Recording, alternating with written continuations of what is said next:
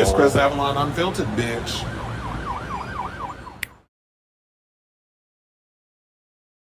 Hey yo, welcome to Happy Tuesday. It's your boy Chris Avalon. Welcome to a brand new episode of Chris Avalon Unfiltered, the show we basically talk about all things going on in celebrity news and hot topics. So if that's a thing for you, definitely stick around because we got a lot of tea to spill. So before we get to said tea, if you can please do me a solid and hit that like button and that subscribe button. Also be sure to smash the notification bell so that way you know when we go live with a brand new episode of Chris Avalon Unfiltered. And we got a lot of tea to spill today. So we're going to talk about that Ethan Embry Scream 7 news, followed by we got some news on Jonathan Majors possibly coming back as Kang, the Conqueror. We're going to talk about this drama going on with the Grammys. Because people are mad that Taylor Swift and Billie Eilish didn't get anything. People are pissed off that Beyonce won the country Grammy.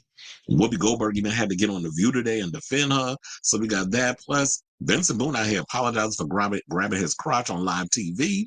Kanye West, this stunt that he did with Bianca at the Grammy red carpet may cost him $20 million over in Tokyo, the deal he got going on over there. Plus, speaking of The View, we got some tea on Sunny Hostin and her husband being caught up in this scamation situation. Well, it's her husband mostly, not her.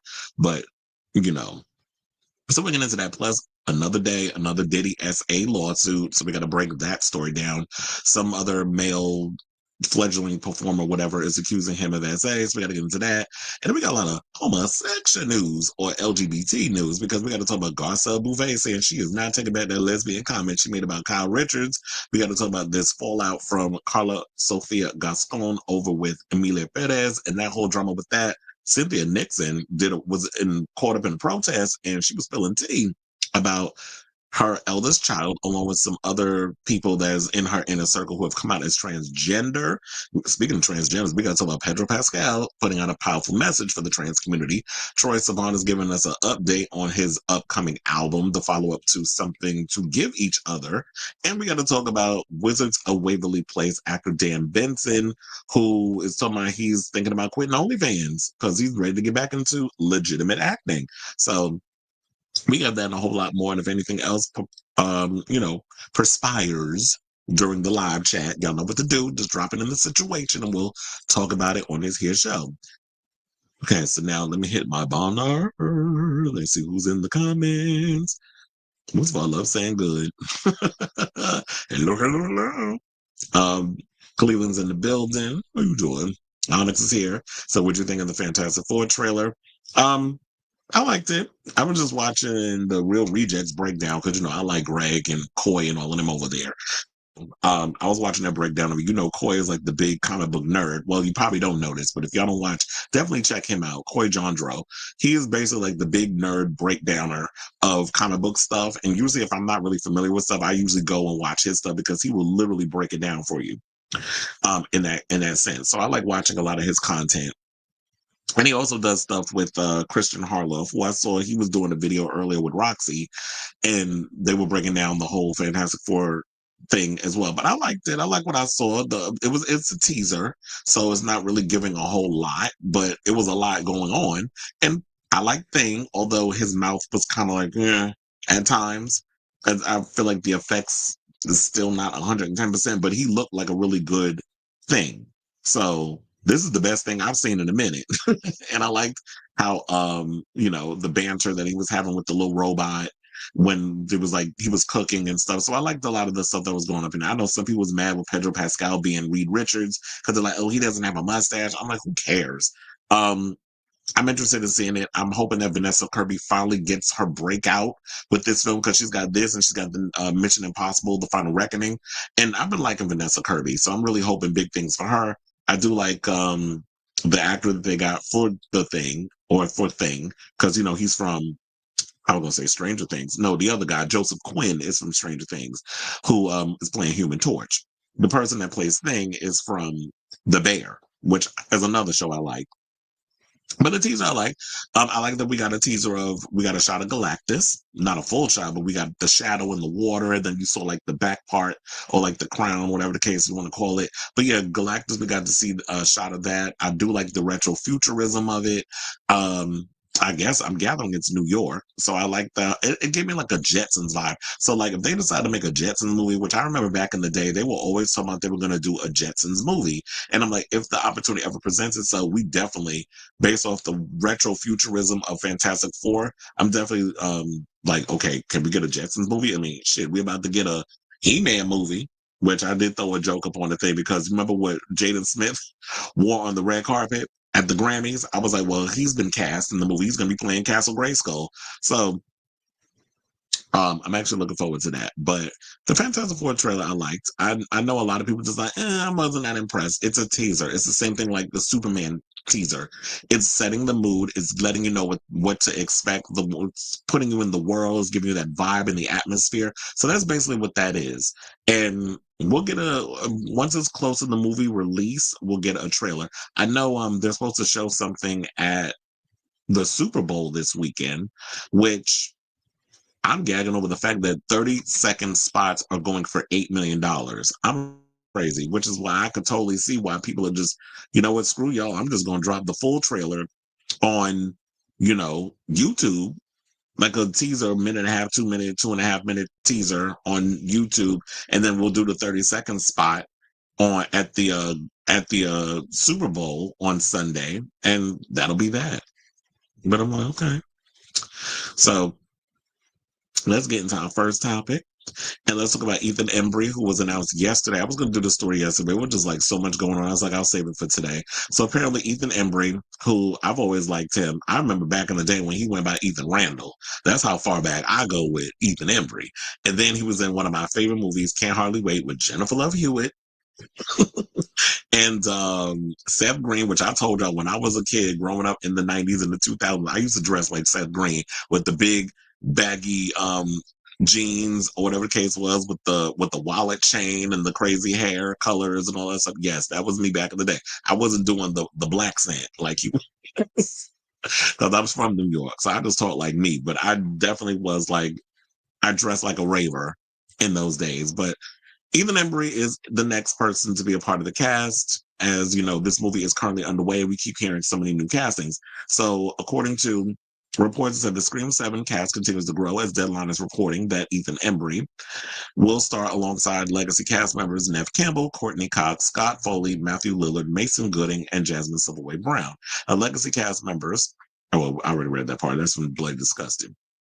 Now, Isabel May plays Sydney's daughter. Other franchise newcomers include Celeste O'Connor, McKenna Grace, Sam Reckner, Asa Gurman, Anna Camp, Mark Consuelos, and Joe McHale as Sydney's husband.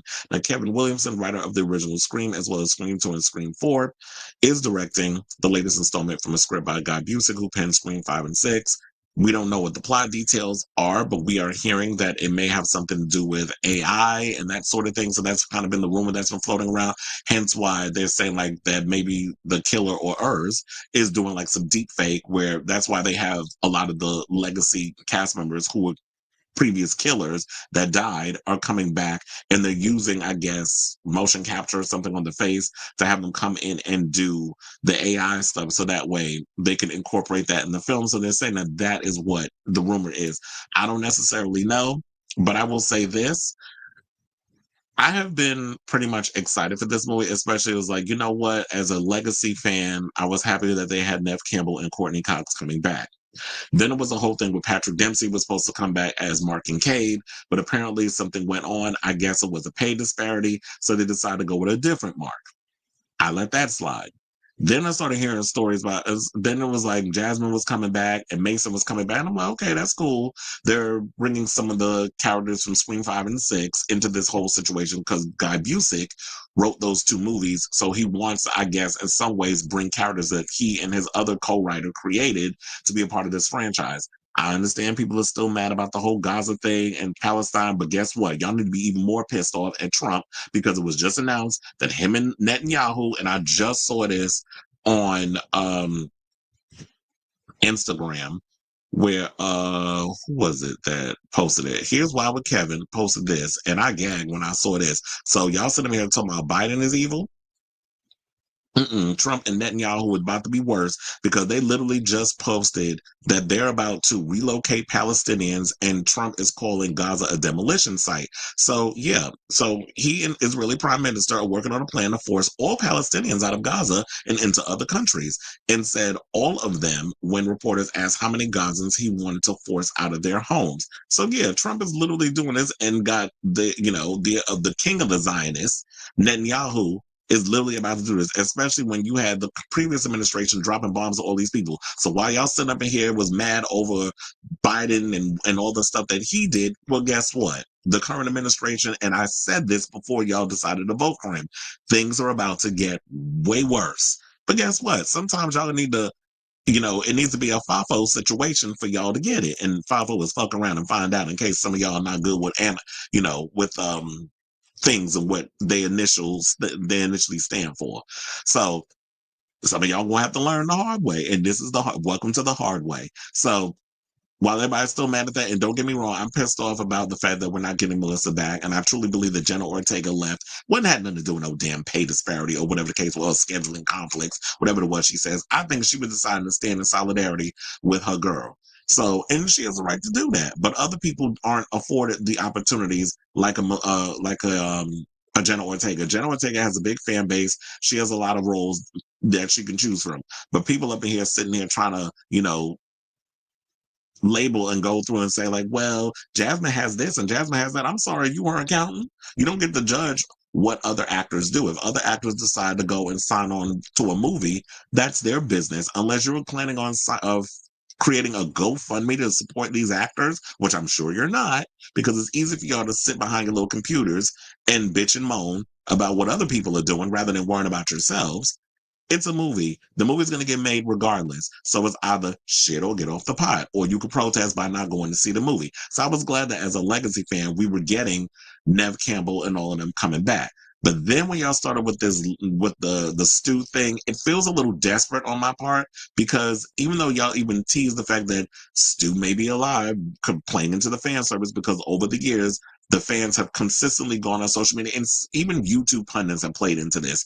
Stu's alive, Stu's alive, Stu's not dead. I don't know how you survive a big fat back TV, because them shits is heavy. I remember, because when I was growing up, I could not lift them damn televisions. So I don't know how you survive a fat back TV to the face. But apparently he did, according to the people, and they said they were going to bring it back in Scream 3. So I'm just curious to see how they're going to make all this work out, and how they're going to, what all this means, and what connection Ethan Embry's character, whoever he's playing, is got to this film. So while I am excited with all these other people y'all throwing in, it feels like that Spyglass is a little nervous. I feel like they're playing fan service now. I remember, shout out to Cody Leach, because he's another YouTuber that I watch. He, I think, posted something or another that this feels like the Deadpool and Wolverine of slashers, which was like, you had Ryan Reynolds bringing in all these past characters and kind of giving them their redemption arc, and it worked for that movie, bringing in Blade and Elektra and all these and Johnny Storm and all these other characters that we got in the film, and Daphne Keene, and bringing everybody from, it was a little nostalgia vibes that it was getting, and I truly feel that this film may play into that, because we're in an era now, and I've said this yesterday, that we're in this whole nostalgia era where a lot of us who are elder millennials, and then you have boomers. Is it no Gen X? Because boomers like my parents. When you have like elder millennials and you have Gen X who are at that age where a lot of the previous, a lot of the stuff that we grew up on, it's kind of resurfacing. Like we just talked about yesterday, they're rebooting Buffy the Vampire Slayer. Like they're rebooting a lot of shows that we loved and we grew up on. And I feel like they could have went in so many different directions with Scream, where you can use the whole meta stuff, the copycat killer thing, but set it in a different town. It was kind of like what I was hoping that they were trying to do with the MTV series, but the MTV series was a hot ass mess. So I don't know, they couldn't seem to get that around. But I felt like every year you could do the whole copycat killer thing, where like it's very much like The Following, which was an idea that I believe that Kevin Williamson took from his Scream 3 idea and made it into a TV series. And I liked the show. It was on Fox for 2 seasons. Kevin Bacon was the FBI agent who was investigating this cult of serial killers.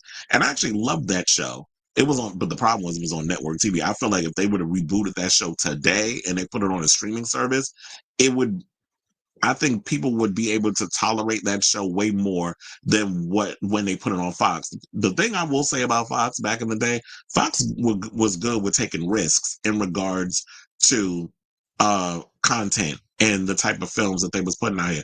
And you know what? Just for shits and giggles, well, not shits and giggles, I put this picture of Ethan Embry. I'm like, first of all, when did he get hot? I was like, okay, come on, body. So, yeah, so I'm definitely curious to see what this film is. I'm not gonna go too hard on it just yet.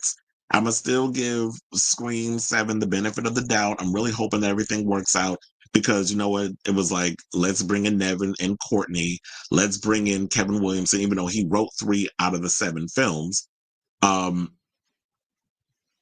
And he only, I believe, directed 1 movie besides this film that he's currently filming. I just hope like this is not just some fan service that they're playing and they're really like confident that we're gonna get a good freaking movie. This is not, let's just throw whatever at the wall and see what sticks just because you're scared of the overall division that we have with the legacy fans and the new Scream fans that were brought in courtesy of radio silence. So I say all of this to say, what do y'all think of this latest news regarding Ethan Embry being cast in Scream 7? I just feel like every time this, like, we're going to find out, like, when the day before the movie wraps, y'all cast somebody else. It just seems like, wouldn't y'all just kind of put it out there? A sidebar, another thing I'm kind of upset about that I really wish they wouldn't have done was reveal that Matthew Lillard was coming back and Scott Foley was coming back. I really feel like they could have kept that a secret. They could have filmed it in silence. We wouldn't have known about it. And that way, we could have had that element of surprise when we go in to see this film. I kind of wish they would have did that, but we're in this era now where people like stuff spoils. Kind of like what I said about Companion revealing too much in their second trailer. And a bunch of other movies where it's become this ongoing trend of spoiling things in trailers because you don't trust that your audience is smart enough to be able to go in and go on this ride, or that your movie, which is so far out of the box, will get seen in a theater. So I say to say, whatever your thoughts are on this latest news and everything I just mentioned in this story, let me know in the comments down below. Excuse me.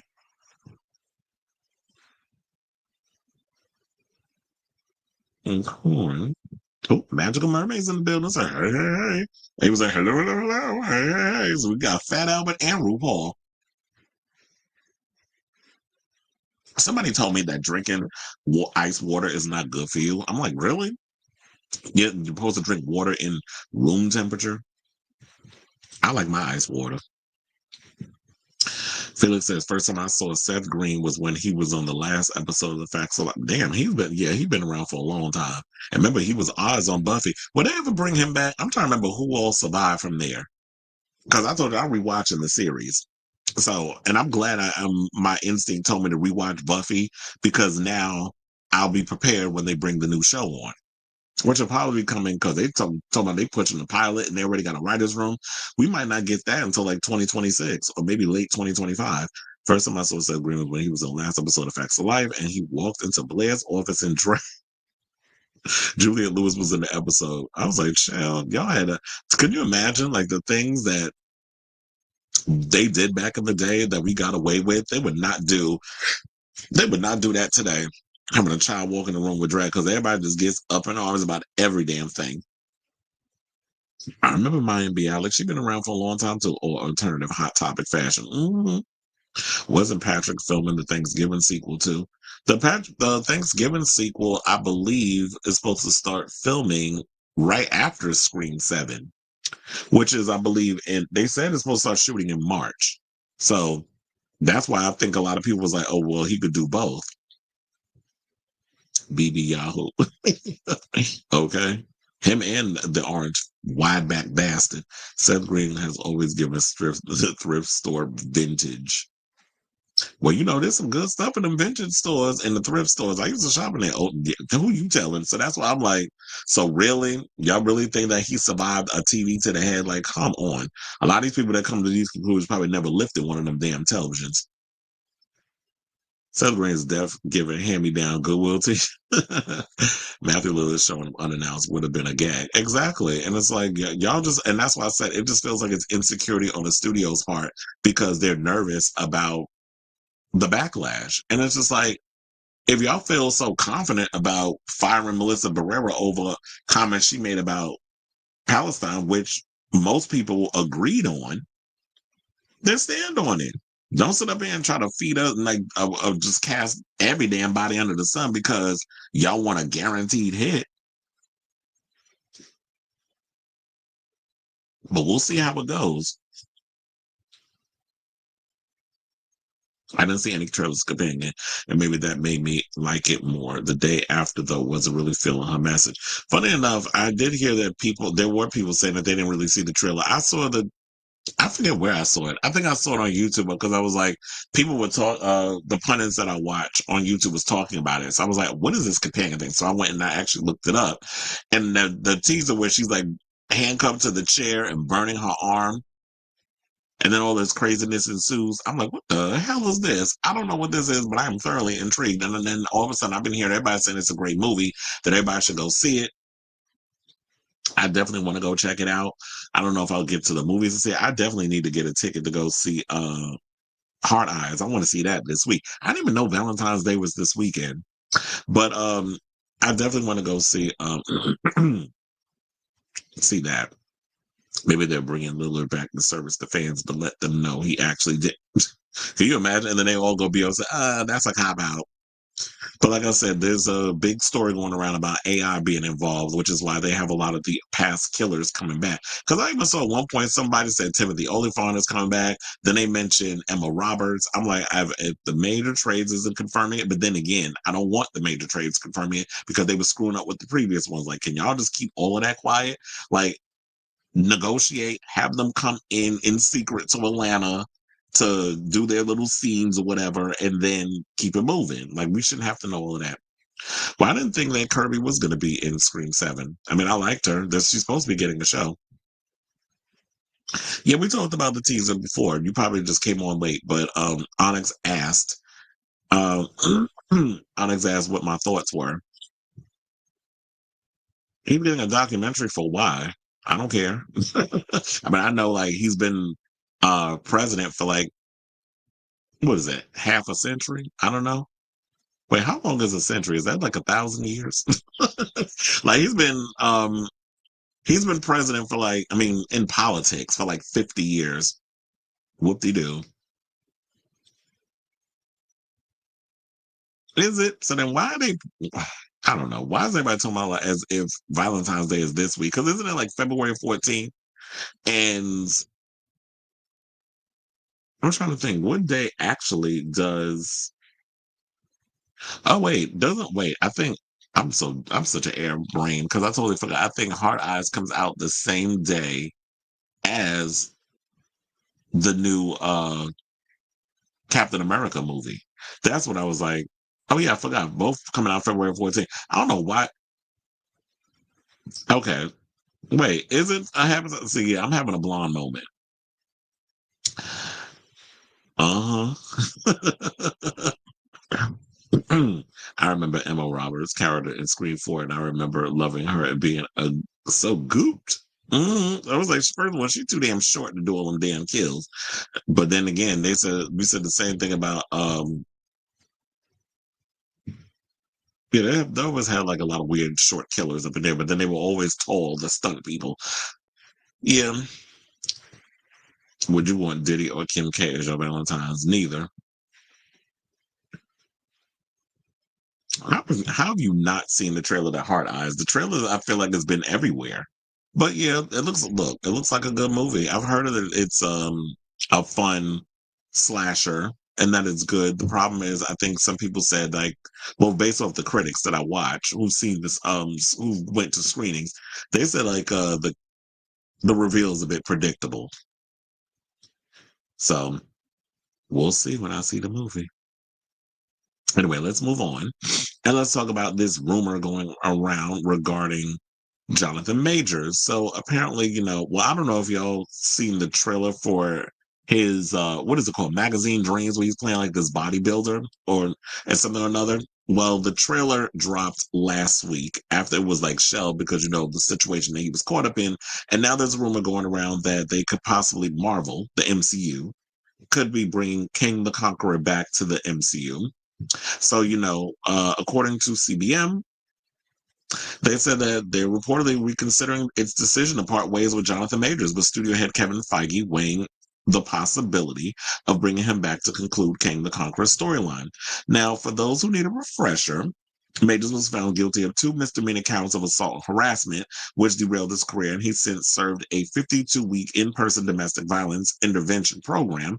In simplistic terms, he did the crime and served his time, which is what I always say when it comes to these situations. But so I feel like if you did your penance, you were found guilty of the 2 charges, you did your community service, he's completed it, therefore he completed all his stuff. So therefore, I feel like he should be given another chance. Y'all still got Mel Gibson running around here directing stuff, and you already hear and seen all the craziness he's done in the past and is currently doing, being the Trump supporter that he is, and the ignorant immigration stuff that he's been saying as of late. So if Hollywood could turn the cheek when it comes to certain other people, why is it that y'all want to go extra hard on Jonathan Majors? Are we not a forgiving people? Y'all forgiving way worse, or you forgiving other people for way worse.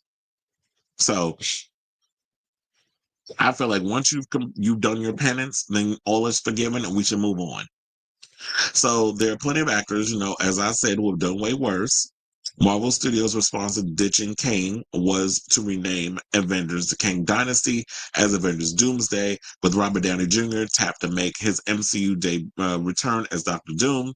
And I also feel with that casting, I'm still not 110% on board with him coming on as Doctor Doom. I just don't see it. I just feel like Robert Downey Jr.'s isms was very much perfect for when he played Tony Stark. I cannot see him trying to do this other role because all I see is Tony Stark. So I'm all here for you to prove me wrong, but so far I'm not convinced. So I just have to wait and see what this movie is. And I always feel like the same complaint that I had about Scream 7, where it feels like they're a little nervous about what's going on because of all the backlash and they're just like a little lost or whatever. So now you're trying to play into this whole nostalgia thing and familiarity just to get us on board by, let's get Robert Downey Jr. back and let's back up the Brinks truck and have him play a completely different character. See, nostalgia, because y'all love Phase 3. You loved Avengers. You love, Infinity War and Endgame. You loved when he was an Iron Man 2 out of the 3 films, because nobody really likes Iron Man 3.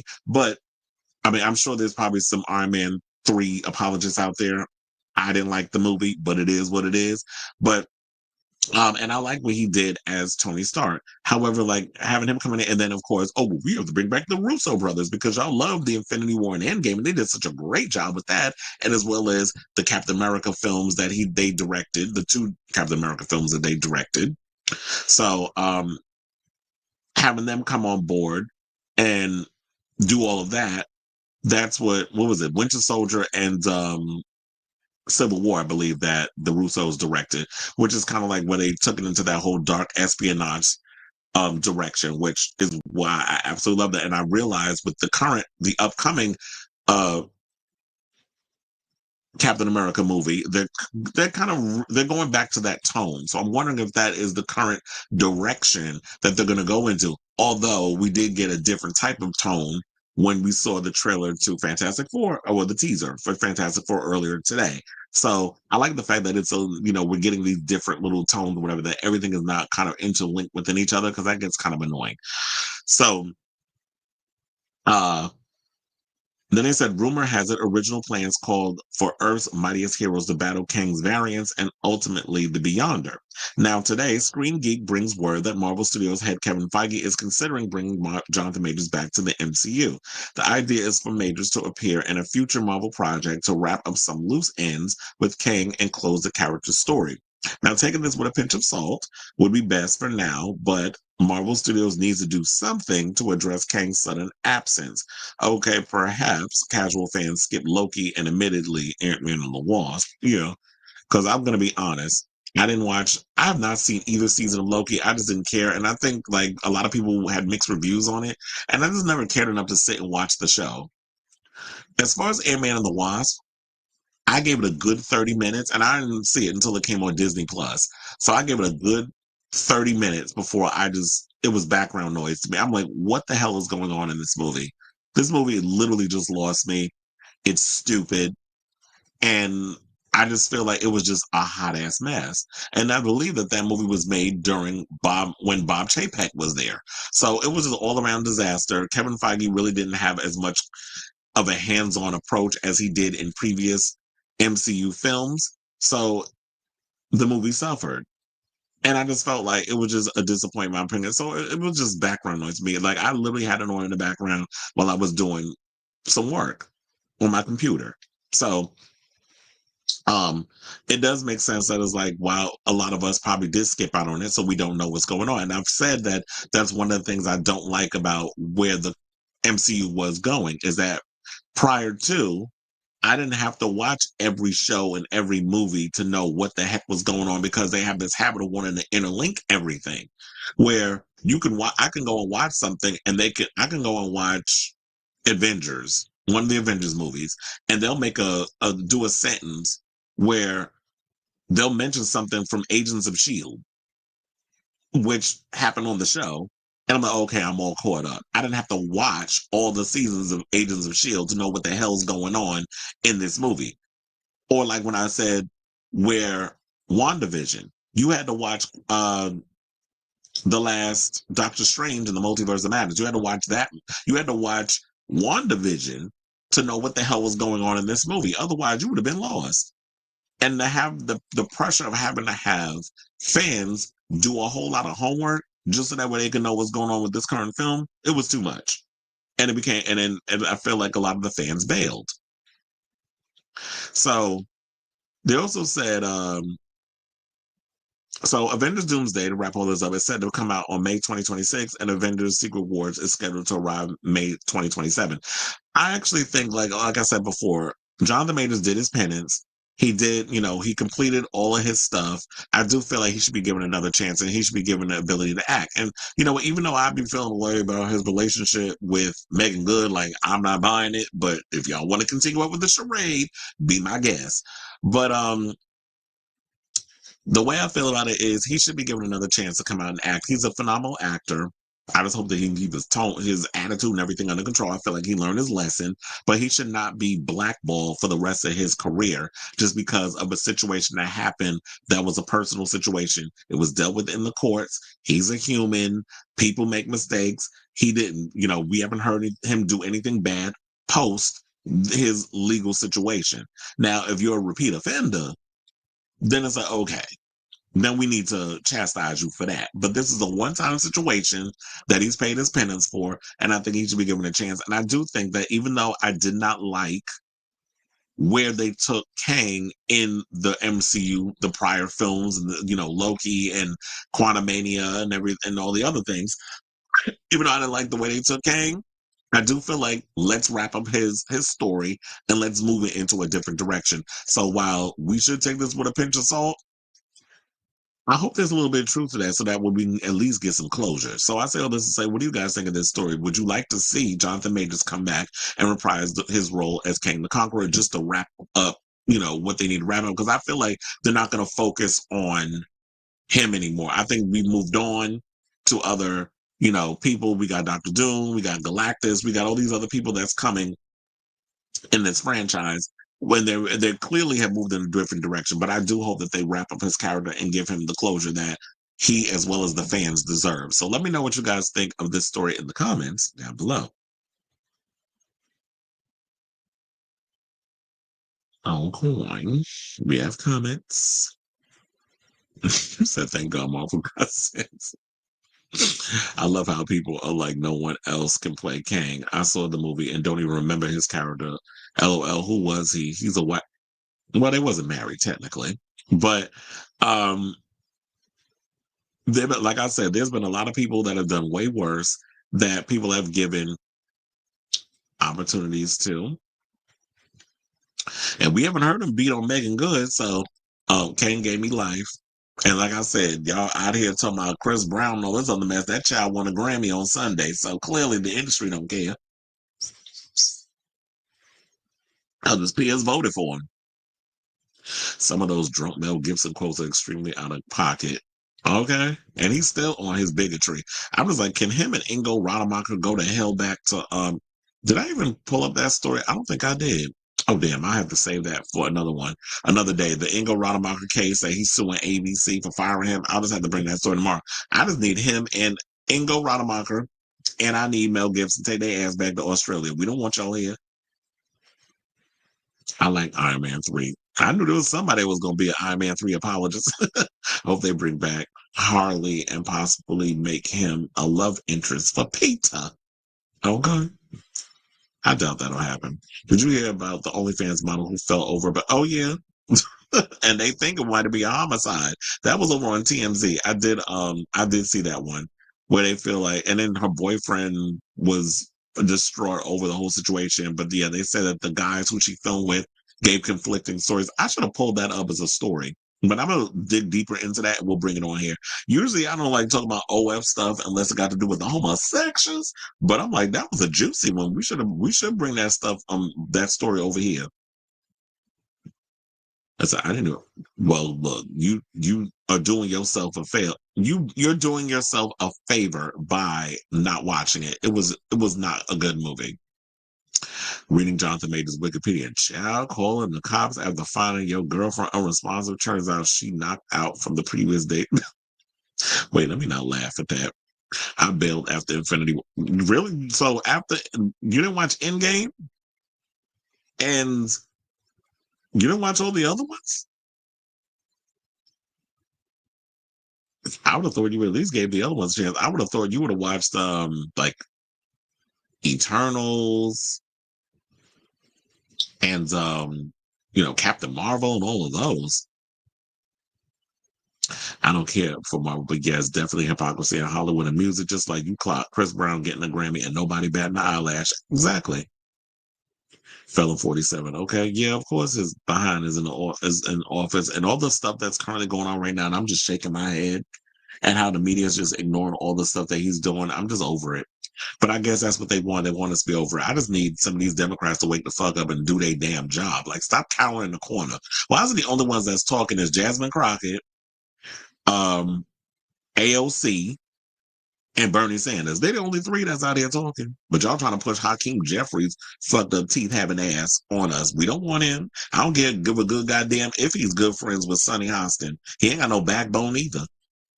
But I don't want to get into politics. It's funny how I always say that and I always end up getting into politics. I just want to know what they're going to bring. Wait. Yeah. Okay. And they talking about they ain't got no damn money. So you already know that damn movie's gonna balloon into being a whole lot. And they're hoping and praying this movie's gonna make $1 billion. Because I could imagine they probably paid him like $150, $200 million. As if Robert Downey Jr. doesn't have enough money as it is that he made from being in the MCU in the past. But y'all doing all this, and it was like, whatever. But I was like, yeah, they could bring him back. I'm sure they're not gonna pay him a lot. Oh, okay. Just making sure. So after phase 3, you didn't continue on. Eternals was tired. I was bored with it. I was like, this movie's too long. Y'all taking forever to get to the action. It was pretty to look at. And I believe, and like I talked about, Chloe Zhao is on board to do Buffy. Girl, please do not make Buffy boring. Because I'm like, you did Eternals. But then again, maybe she was at the mercy of the studio and this is what they wanted. She probably was a hired hand. Rather, with Buffy, she says that she's a fan of Buffy the Vampire Slayer. We'll see. Because we've seen people talk about they fans of a show, and then y'all come on board, and it's like, what the hell is this? Like, I'm not saying we need the exact same situation that we got from Joss Whedon, but if you want to give us a different tone, be my guest. Like, y'all can make it a darker series and give us some cool action stuff. Well, of course, when it comes to Buffy, we got to have the martial arts and slaying the vampires. We need something until we finally get a damn Blade movie. But anyway, okay, so where we going? Okay, so let's get into the Grammys because there seems to be a lot of backlash going on post Grammys. There's a lot of people out here that's pissed off. You know, we got a story about Beyonce and everything. But first, let's get into this Taylor Swift stuff. So apparently, y'all already know, or may not, because I don't know if y'all were really paying attention as much as I have. But that's what I'm here for, to give you the tea, that people are pretty much upset that Taylor Swift and Billie Eilish walked away, but nothing last night. I mean, not last night, on Sunday night, because today's Tuesday. Um, Sunday night at the Grammys, they even was saying something or another that Billie Eilish was crying because Beyonce won Album of the Year and she didn't get it. But people were also saying that they don't agree that what they think is going on with her was the fact that she, like Lady Gaga, were just overwhelmed with emotion and was excited because they saw Beyonce have her moment. So now, but that ain't stopping the fans from going in and with their own theories. So fans of Taylor Swift and Billie Eilish have taken to social media to declare their favorite artists were respectively robbed at the 2025 Grammys on Sunday. Now, both are no strangers to Grammy Gold, with the Torture Poets Department hitmaker having a career total of 14 wins with 58 nominations, while Eilish has 9 wins and 31 nominations. So the Grammys 2025, as you know, was a big night for queer music. Chappella Rowana, as I like to call Chaperone sometimes, won Best New Artist of the night, and we delivered a legendary performance of Pink Pony Club. And of course, I loved her speech because we talked about it yesterday. I did a full Grammy breakdown. If y'all have not seen it, I posted it as a separate video, and then there's the whole episode. If y'all want to check them both out, it's on the channel. And then we had Lady Gaga, who came out and spoke out in support of the trans community in her acceptance speech when she won for Best Duo or Group with, for Die With a Smile with Bruno Mars.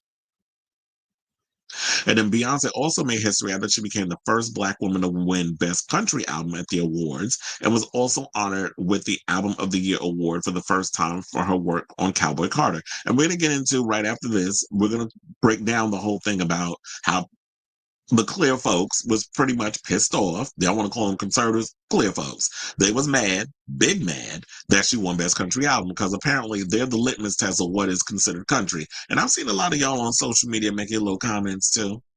But that's why I said, that's why I got a show. I can say what I want to say on here. So now they said Eilish didn't win a single one of her seven Grammy nominations, while Swift succumbed to a similar fate after missing out on each of her 6 Grammy nods.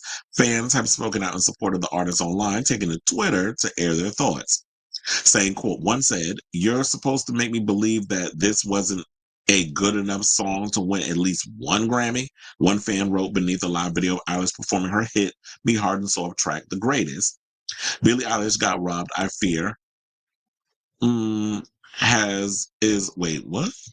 It says has is a top tier. Oh, Hit Me Hard and Soft. I was like, why did it take me a long time to realize that? So they literally abbreviated the name of the album. They didn't want to write the whole thing out. So they said Hit Me Hard and Soft is a top tier album. It is a top tier album. However, it's a little too slow for my taste. But then again, that is Billie Eilish, so that's expected. Another person said a Grammy night with 0 wins for Billie Eilish and Taylor Swift feels like a different world. Another person said the Grammys told Billie and Taylor, did Billie and Taylor so dirty. Not even an ounce of recognition. They both truly have phenomenal albums and nothing. Seeing Billie cry absolutely broke my heart in Taylor's face, wrote a third. Eilish lost out on Grammy Awards this year after being nominated in 7 categories. It says the What Was I Made For singer was nominated for Best Dance Pop Recording for L'amour de ma vie. The Over Now Extended Edit, Best Pop Vocal Album for Hit Me Hard and Soft, Best Pop Duo / Group Performance for Guess, Best Pop Solo Performance, Song of the Year, and Record of the Year for Birds of a Feather, and Album of the Year for Hit Me Hard and Soft. Now, it should be, I should remind you guys that she does already have a slew of Grammy Awards. She's won Record of the Year twice, Song of the Year twice, alongside her brother Phineas, and Album of the Year once. The Cruel Summer Hitmaker was nominated for Best Music Video, Song of the Year, and Record of the Year for Fortnite, Best Pop Duo / Group Performance for Us with Gracie Abrams, Best Pop Vocal Album and Album of the Year for the Torture Poets Department. Well, here's the thing. I know a lot of people, the fans, love the Torture Poets Department. However, I've always heard, based off of, remember back when reading the critic reviews and this and things of that nature, a lot of people outside of the Swiftie bubble did not particularly care for this album. They felt like it was uneven. And that's probably one of the reasons why I didn't win. I liked I'm not a Swiftie, so I don't necessarily know. I can't measure off of that. I'm just going by what the people saying. Now, regards of Billie Eilish, it was a cute album, and she's definitely a great live performer. I told you I worked her Hit Me Hard and Soul. I worked her tour. I'm trying to remember if that Hit Me Hard and Soul was the name of the tour. Or it probably wasn't. I don't remember off the top of my head. It's been a lot of tours I've worked, so I can't remember all of them. But I did work her tour. It was a great show. And she's definitely a force to be reckoned with. She has amazing stage presence and she can sing.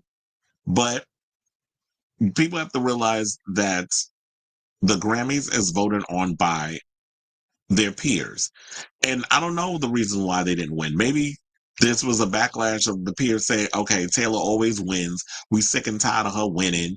And I do feel like when it comes down, and I'll reiterate this when I talk about Beyonce, a lot of people out here feeling, I'm thinking like, you know what, maybe with the timing, it might be some truth to it.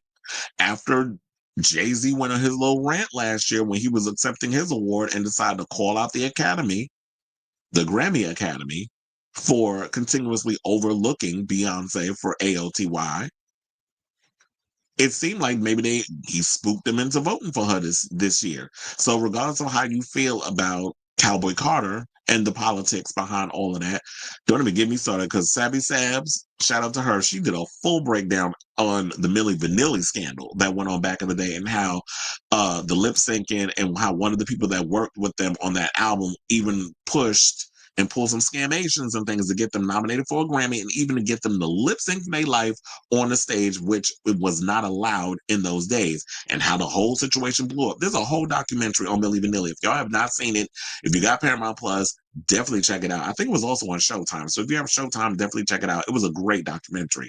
But Sabby Sabs went and broke down the whole. I was like, girl, you done took me back because I remember when I watched it last year. I don't remember. I mean, I remember the songs and stuff, and I remember a little bit of the controversy, but I was way too young to understand all the politics. And the Grammys have done some shady things. So maybe there is some truth to it in some sort of way. But I do feel like maybe the reason why these two didn't win this year a lot in the major categories or in a lot of the categories because they wanted their music peers wanted to shake it up and get some new people in there and vote differently or whatever and finally give Beyonce her situation. And I've said this many a times. Cowboy Carter was not, in my opinion, my favorite music from her. I really feel like she should have won Artist of Album of the Year for Lemonade or even Renaissance. Those are well-defined, cohesive records. With Cowboy Carter, I felt like she spent way too much time trying to educate rather than entertain. And then when it finally gets to a point where these songs are like, okay, I'm here for it, the album just kind of like it was pretty much done. Like I like when she did take risks on certain songs, but it just felt a little too on the nose for me, and it just did not, as a whole, work for me as a record. And I feel like people should be able to have a difference of opinion without people getting up in their feelings or wanting to, dismiss people's opinions on it. Everybody is not you don't have to like everything a lot of your faves put out or even other artists. Like I told y'all many a times, y'all know I'm a hardcore Madonna fan. And I've called out on some of her records where I'm like, ma'am, that was a misstep. Madam X was one of them. I am not a fan of that album.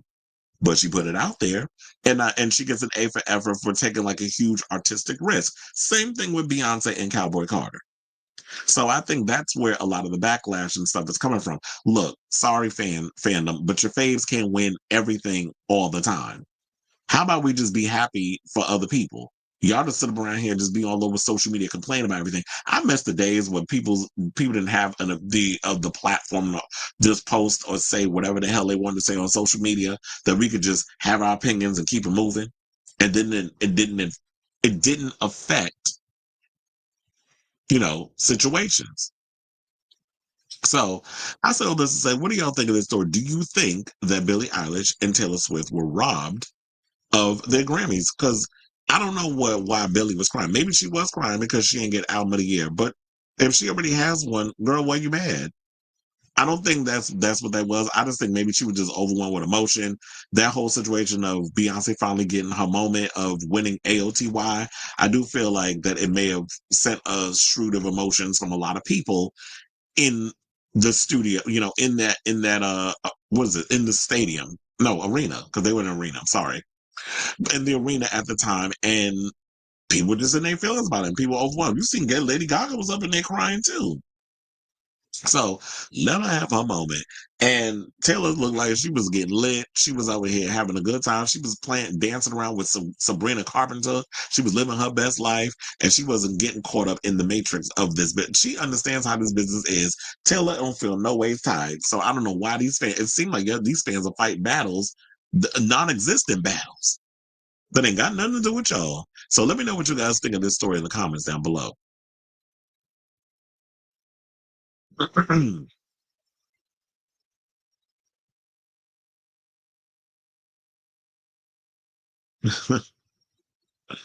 Um, people said Taylor was having a blast and drinking Jay-Z champagne. Was she? I don't know what she was drinking, but I saw what she was drinking.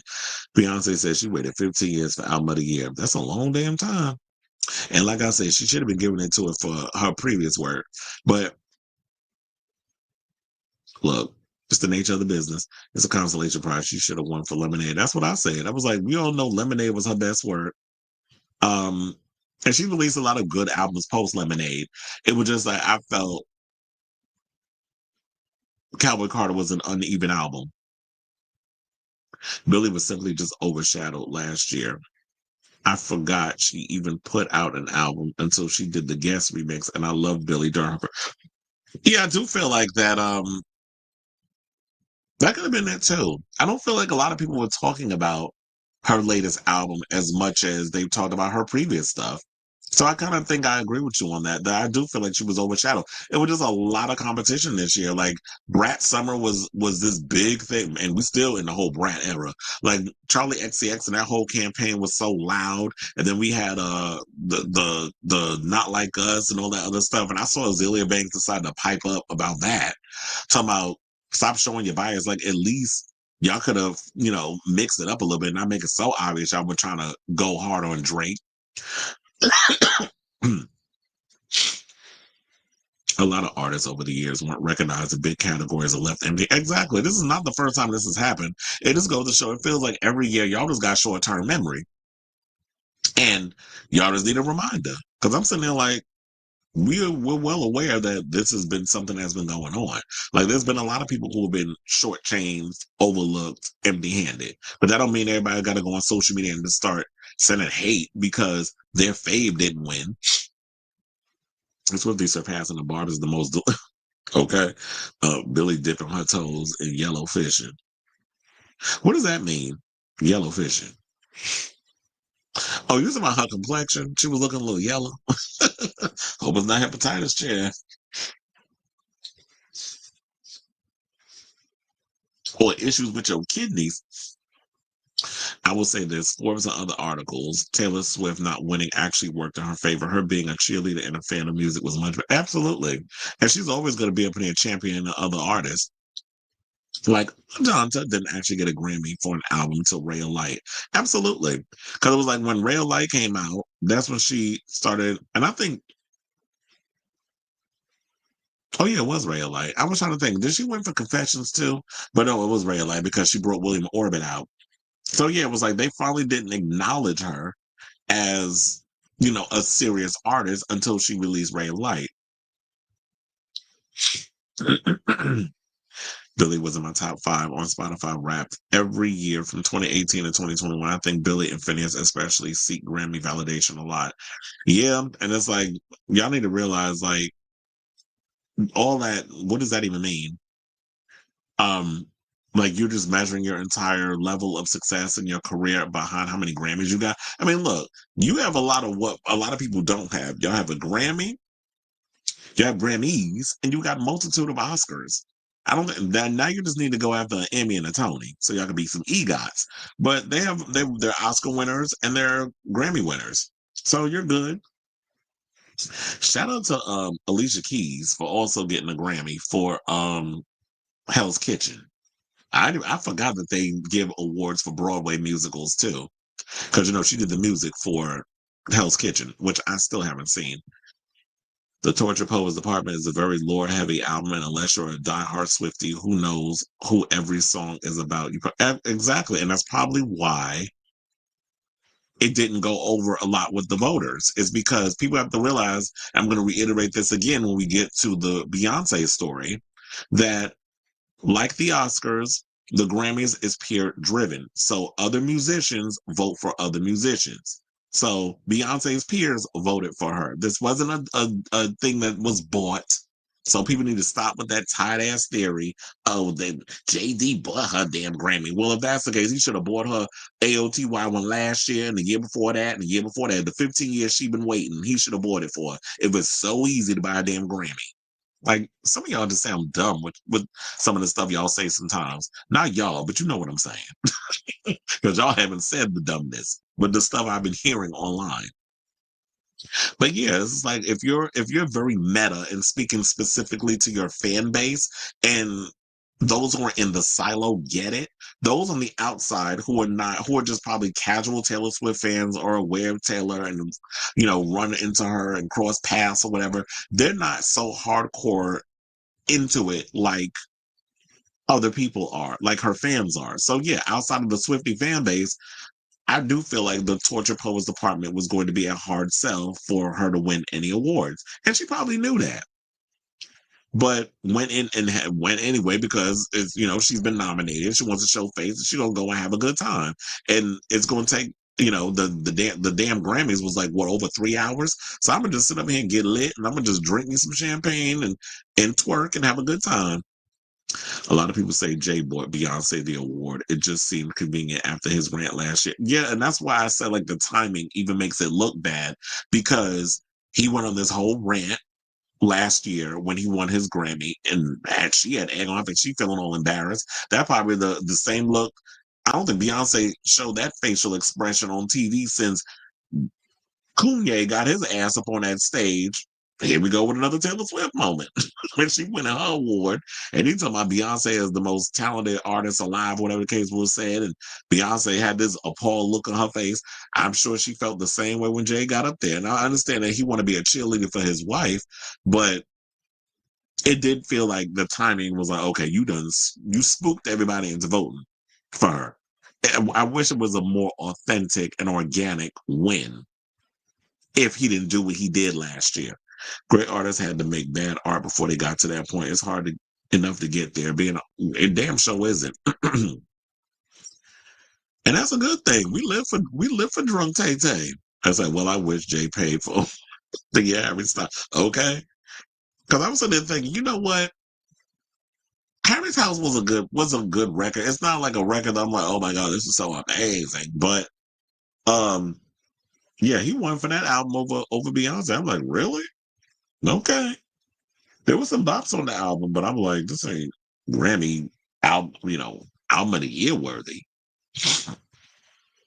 At least now there won't be this cloud over Grammy voters' heads to vote for Beyonce just because she's Beyonce and she never won it. Yeah, I think the thing with Billie was the last album wasn't really. Really? You talking about the one that she just came out with? It doesn't really seem like her. It could be that. I mean, she had some good songs on there, and it was funny listening to these little girls over there talking about I can eat this girl for lunch. Where I'm like, y'all know y'all talking about eating a woman's cootie cat? Like, what y'all up in here singing? But hearing them singing, it was a cackle. Benson Boone grabbing his crotch catapult. Oh, did it? So you know what? I would have used that because I do have that coming up as a topic. So I guess I'll bring it up again. I was like, look, y'all out here hating. This boy grabs his dick on damn camera and it gets you a #1 song on iTunes. Well, shit, and that show hold next. And so you said, Benson Boone grabbing his crotch catapulted his single to #1. Chapel, Doshi, Beyonce, Kendrick, Sabrina, Eilish, Swims have been. Well, that usually happens. It's like the Grammys. It happens with that, and then watch next. Well, it's probably already. Well, you already said it's happening with Kendrick. It's going to happen again on Sunday when he does the Super Bowl. I thought Billie's album was a miss from a fan perspective. I really do hope she changes her mood. Yeah, and you want to know something? In the direction we're going in musically, she's definitely going to have to change up that sad girl, moody vibe. It's kind of like speaking of about her. What is Lord about to give us with her upcoming album? That's what I'm curious about. Because if you're doing that sad girl, moody stuff, we don't want to hear that no more. We want to be uplifted. We bad enough. We already depressed with all this mess that this current idiot of a president is doing. Also, she should try using more of her voice. She whispers a lot. Funny enough, when you listen to, well, yeah, she does whisper a lot, but when you listen to the latest album, she does sing a lot more.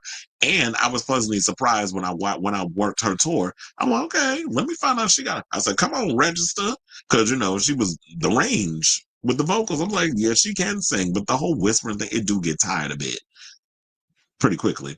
These fans were gagging over a little high note in one of her songs. Because they're not used to her, raising her voice. Lord trying to give us a summer album and everyone paid it dust. I still have that Solar Power poster. That was a good record though. But we'll see what direction she goes into with this next album. Okay, so now speaking of Beyonce, let's get into her. So apparently the Clear folks is big mad because Beyonce won Best Country Album. And I already told y'all this was going to happen. I said the minute that she won this album, and I was posting it all over social media, I said the Clear folks is going to be tight. They're going to be pissed off. And then, of course, they're going to go and rant and rave on some damn Fox News. So it got to the point that Whoopi Goldberg even had to jump in on the conversation and read them down to the floor. So Whoopi Goldberg passionately defended Beyonce's Grammy wins on The View after conservative figures expressed outrage over the singer winning such major categories as Best Country Album with Cowboy Carter, which also took home the prize for Album of the Year. Now, conservative author, I don't know who the hell this is, nor do I care, but we got to talk about him. Raymond Arroyo, of course, it got to be a damn bean eater, who thinks that by kowtowing themselves to Trump and his buffoonery that you're going to be a part of the elite. He don't like y'all. He deporting majority of y'all, so you need to take your ass with him to Guantanamo Bay. But anyway, enough of my read on this heifer. Let's get to what he said. So he, of course, went on Fox News, because where else do these clear folks go? And went on Laura Ingram's show, that long-jawed looking bitch, called The Ingram Angle. Yeah, and one thing she don't have is good angles, especially if you've seen that long-ass head of hers, the night after the Grammys, and ripped Beyonce's wins as a ridiculous outcome. Now, he said, the country artists are not really happy about this. I'm going to put this in some context, Laura. Dolly Parton has 10 Grammys. Frank Sinatra has 11 Grammys. Beyonce has 35. How is that possibly commensurate with that talent? I mean, come on. Well, here's the thing. Dolly only does country. Frank Sinatra, I'm trying to think, what do we categorize Frank Sinatra as? Jazz? Let me Google schmoogle and see what I hate putting people in categories. I was like, what kind of, well, they got him as American singer and actor. And I was trying to say what type of music that he does. I guess, I don't know. It doesn't really say. But it says he's an American singer and actor. So I would think with the type of music he does, I guess it would kind of be like this bluesy, jazzy type of music.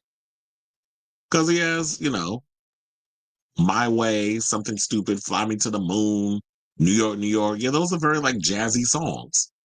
So that's what I would categorize him as. Beyonce is someone who does a multitude of genres, which we already know a lot of you clear folks hate when Black people do.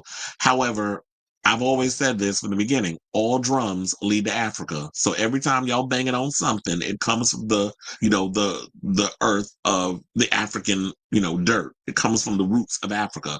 We have influenced country music. We have influenced rock music. We have influenced house music. We have influenced jazz. We have influenced blues. We have influenced all different music. It all comes from us. Y'all just found a way to colonize it and whitewash it and make it yours. And y'all getting mad because Black people are trying to reclaim something that was once ours. Because country music is derivative of blues music, if you actually know your damn history. But of course, Whoopi had to get on The View and school him. So she shut him down on The View, taking issue with his claim that Beyonce won Best Country Album and other Grammys because Lady Gaga's Cat Sitter votes for Best Reggae and Best Country Albums. She says, "Sir, are you aware that you have to be in the music industry to be a Grammy voter?" Which is what I told y'all earlier. So the Cat Sitter just can't vote. Are you aware that when the Grammys began in 1959, there were only 28 categories? Now there are 94.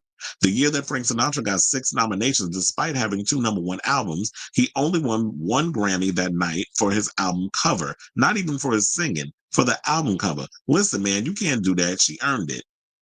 Well, this is what they do. This is the typical dog whistle BS, the DEI mess. DEI is the new N word. This is what they do. That they like to put out little virtual, these little signals or whatever they want to do to rile up their base. And that's why they go on Fox News to say this, because they know that the fellow clear folks that sit up there wearing a red, white, and blue all day and smell like rotten bologna, that been sitting out in the damn sun all damn day, that they're going to be pissed off. This is what they do. They want to rile up their base and distract them from all the other things that their current fave president is doing to the country, which is burning everything to ash. And y'all, mark my words, that's what's going to happen. So Sinatra actually had 4 nominations in the 1959 Grammys, but Goldberg's point remains. She criticized the author for holding on to country music like white people didn't also buy her country album when Cowboy Carter was released last year. And I guarantee you this, when them Cowboy Carter tour pops up, I want y'all to let me know how many white folks went to that damn tour. So when y'all sit up here trying to act like y'all are the gatekeepers of this particular genre, I guarantee you there's going to be some white folks at her tour that pretty much like the album and appreciate the record. So she said, "Come on, man, people voted for it. Sometimes you win, sometimes you don't. Same with the Oscars. Sit down."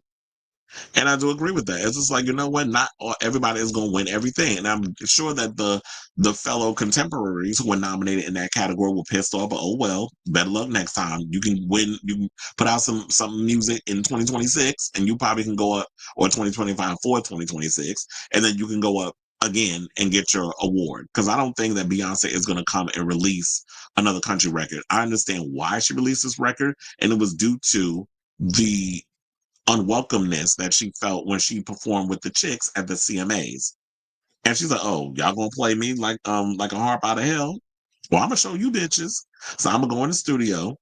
I'm gonna also do my research on it. And of course, her coming from Texas, I would think that would be a bit of a solidification that she has roots in country music. But automatically, when it comes to this industry, if you're Black, they automatically want to put you in the R&B category or the soul category, as if Black people can't do nothing else. It's easy for white people to play hopscotch in different genres. It's easy for y'all to have Post Malone come and do hip hop and then welcome it into country music with open arms, as if he wasn't doing hip hop not that long ago. Or even Jelly Roll, who sits and mashes country and hip hop. It's okay when the white people do it and put grills in their mouth and tattooed up the yin yang and do all this other stuff, and that's acceptable. But the minute Black people want to jump in and do other genres, it's a problem. Y'all don't own this. Y'all so caught up in y'all whole, I was trying to think, your colonialism. Y'all want to colonize every damn thing that you can't see past your own, the smell of your own ass. So, and also to wrap this up, just want to give you a update on the ratings for the Grammys. So, Music's Biggest Night, drew 15.4 million viewers. That's down 9% from last year's Grammys, which brought in 16.9 million viewers on CBS per Nielsen Live and same-day ratings. The 2024 Grammys marked a 34% increase from the year before. Now, those figures do not include streaming and online viewership from Paramount Plus, CBS.com, and the CBS app. And basically, for me, I watched it on the Paramount Plus app because that's how I watch shows now. I don't have cable, so therefore I have to watch it on a streaming service. So the next day, which was yesterday, I actually ended up watching the Grammy just so that way I could have it fresh in my mind. And when I broke it down for you guys on yesterday's show. So that's how I was able to see it. So I don't know what the overall tally for that is, but hopefully they do drop that soon, preferably by the end of the week or before the end of the week. So they also said that CBS claims that the Music Awards telecast was the most social television program ever, racking up 102.2 million interactions online. Still, marketing efforts for this year's show were scaled back due to the wildfires in Los Angeles as the ceremony focused on fundraising efforts and the resilience of the city. The Grammys raised nearly $9 million to aid wildfire relief efforts in California on Sunday night, with an additional $15 million over the weekend. And yeah, of course, it had to take us to do this because we have an incompetent idiot in the damn White House who don't give a fuck about what happens to this country as long as he allows the robber barons and the oligarchs to continue to just rob us blind. He just gave, you know, that ugly motherfucker, apartheid Clyde, keys to the kingdom, so he has access to our social security numbers and everything else. So, but y'all out here worrying about Beyonce winning a country music damn Grammy when there's bigger fish that we got to fry here. And funnily, and you know what? And I have to say this, the Grammys was actually the best Grammys I've seen in a while. I liked a lot of the performances. Everybody pretty much turned it out, and it did get a little somber for me at times. I was like, okay, you're hammering it a little too hard on the whole charity thing. I wonder if they're going to do that with the Oscars as well, because everybody's sitting up here like, well, y'all shouldn't be doing no award stuff because LA's burning. I'm like, you know how many years it's going to take to rebuild after all that, what all of that fire just did? So the world has to stop. I don't want to sound heartless in that situation, but it's just like the world is going to continue to spin on its axis. They got the fire finally put out. We can start rebuilding, and hopefully that money goes towards what it needs to go towards. So I say all this to say, shout out to you, Whoopi, for getting up there and saying what you said, and let the haters hate, because that's all they're going to do. Continue to hate and, get an ulcer from all that damn hate they got in their damn heart. So, whatever your thoughts are on this story, let me know what you guys think of this story in the comments down below.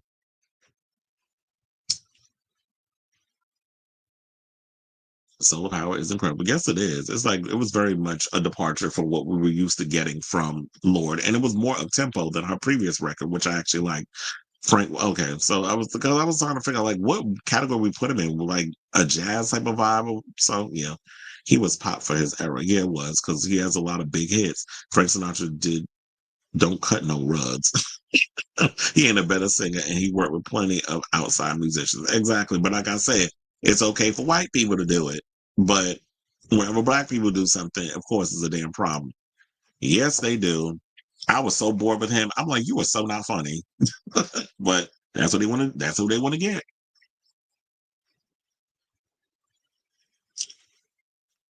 So be my guest, whatever. If clear folks literally descend from brown folks, I wonder what happened to all those years ago that make them many of them. Trump, who I believe was the overall. I just feel like once Obama became president of the United States, it was just a lot of pissed off white people. But look, this is. I don't even know. I just feel like, yeah, because people were not as vocal in their ignorance and hatred as they are now. It just seems like now more than ever, he just normalized just being an asshole. Okay, so let's see where we going now. So we got more Grammy news. Let's talk about Benson Boone, who is out here apologizing for grabbing his crotch. Which, child, I don't know why you apologizing. I enjoy what I saw. But me being a pervert aside, let's get into this story. I was like, why is he looking a little Aaron Taylor Johnson-ish on the right in that picture, the way he's putting his head down? So yeah. So apparently, one of the things I will say about Benson Boone, he always delivers an electrifying performance. You already know what you're going to get when you see him up there. He's going to start doing somersaults and flipping off of things like he's freaking Spider-Man, but just with a singing voice. Sidebar, Tom Holland is a singer. So I was like, damn, I can't even like try to make a differentiate because he's a singer and a dancer and all that other stuff. But anyway, because I believe, he's done musicals in the past. But so yeah. So apparently, he was wearing this blue sequin jumpsuit. And at the end, he was adjusting himself because the outfit was pretty tight in all the right places. And And people were outraged. Like, y'all ain't never seen somebody grab their dick before. You know, men have penises. I know it's hard for some of y'all to like for that to register, but men have dicks. And or we'll do kindergarten cops. Kindergarten cop. Boys have a penis and girls have a vagina. In case some of y'all are a little slow and didn't know that. So yes, our stuff hangs out in the front. And sometimes when you're doing a lot of different things, we may need to have to adjust because we're uncomfortable and things need to be set back in place. And that's what he did. And he probably didn't know he was on camera still. He was trying to do it subtle. But I don't know if you call the pose that he did subtle. But nevertheless, I guess we can call it subtle. So yeah, I guess that's his version of I had to have a picture, child. So he said that according to the report, they said Benson Boone didn't mean for everyone to see his wardrobe adjustment at the 2025 Grammy Awards. The singer posted a public apology after he went viral for noticeably fixing the crotch of his baby blue jumpsuit after performing his hit single Beautiful Things at the Crypto.com arena last night. Well, that would be Sunday night because now it's Tuesday. He said, quote, "Sorry for adjusting my jumpsuit so aggressively on stage tonight," Boone wrote on his Instagram story early Monday morning. "That thing was extremely restricting in certain areas." Well, child, you don't need to apologize to me because I'm like, adjust it again and again and again. Yes. And so they said the 22-year-old American Idol, well, he's of age, so I can say that he's 22. And I forgot he was an American Idol. He was nominated for Best New Artist, started his performance out strong when he stood up from the Grammys table and began singing only for Heidi Klum and recent Golden Globes host Nikki Glaser. He also sang that, for Lopez, because they was at the same table, who ripped off his suit to reveal a bright blue plunging necked jumpsuit hidden underneath. He then did a literal flip off a piano and planted himself on stage where he performed another flip and showcased his impressive vocal range, which for those of you if you've ever seen Benson Boone sing live, it's like, he gives me a little bit of Freddie Mercury in regards of like his singing. He's got a great voice and how he manages to stay on key, even with all the crazy stuff that he does. But that also could be because he's young. He's like 22. So you're at that perfect age where you could do all of that. So then, despite all the flips and high notes, Boone decided to remedy his wardrobe malfunction while still on stage at the end of his performance, which got people talking on social media. One person said, "I will be thinking about Benson Boone's crotch grab for a while." That's what one Twitter person wrote. Another added, "Did anyone see Benson Boone grab himself on stage, or am I just imagining things?" Child, you really thinking that you was out here imagining a dick grab? Somebody tried to say nothing was there. But I'm like, wait, who was it that said it? Of course, it's a homosexual. I was like, look, here y'all go with these y'all, you size queens who sit up in here and just like, y'all holes wider than a damn Lincoln Tunnel up in here trying to read somebody's dick size. First of all, he was not going to sit up there with a full-on moose knuckle while he was performing. He probably had something on underneath, which is what the industry pushes a lot for. Which is like, oh, if you're going to wear something that tight, you got to kind of have something that's on underneath because we don't want you to have a bulge. You know who mentioned that? Oh my God, what's his name? The actor that played Robb Stark on Game of Thrones. He said when he did, I think he was in Cinderella, one of those damn films where he played a prince. He said that he had to go through a series of different jock straps because they had a problem with his bulge in the white pants. And he was like, "There's nothing I could do about that." But he had to go through a whole bunch of things because he was well endowed. And that's the thing, is just like, and shout out to him, because I was like, I wouldn't mind seeing that. But for the most part, it's just like, yeah, they make you wear certain things because Hollywood is so appalled about men's bulges and penises and things. So they want you to like remove that, especially if you're wearing, like, if you're playing in a superhero film and you're wearing spandex and stuff. I'm sure they get on Tom Holland about it too, and a bunch of other people. So it's like, I'm sorry, people, men have penises. Why is it everybody's have a problem with bulges and dicks being on your screen? Because the children, I'm like, you have a son, right? Okay. Doesn't he have a dick too? So what are you talking about? This fake conservative outrage that a lot of people post on social media about, crotches and stuff. It's a little tired. So I'm trying to see what other people said before we can move on. Another one says, "Sheesh, as will we all. Another person said, me too. My takeaway and my favorite part of this year's Grammys was Benson just existing.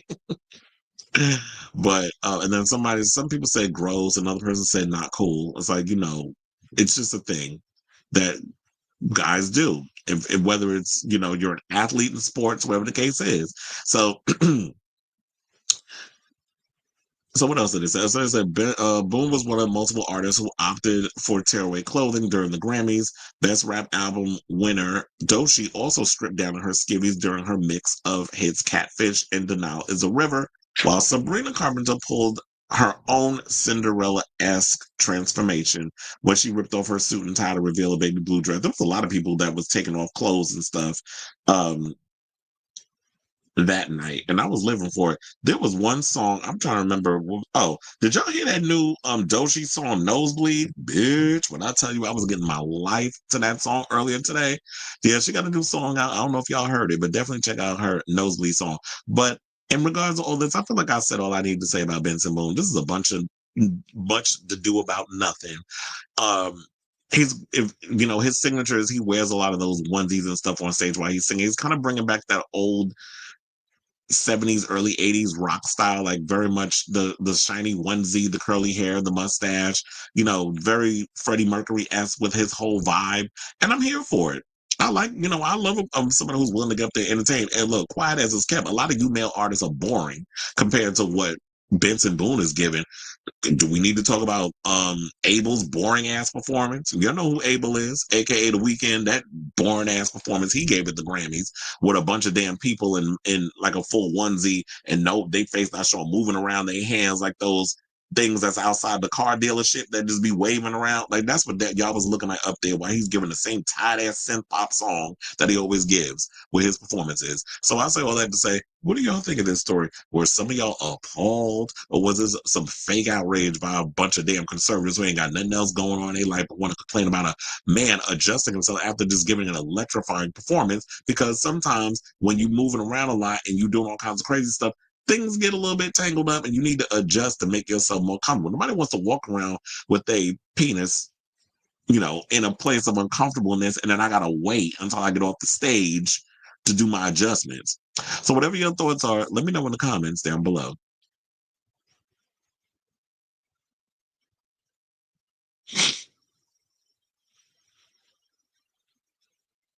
Nancy Clungy said, I didn't see much, but body T.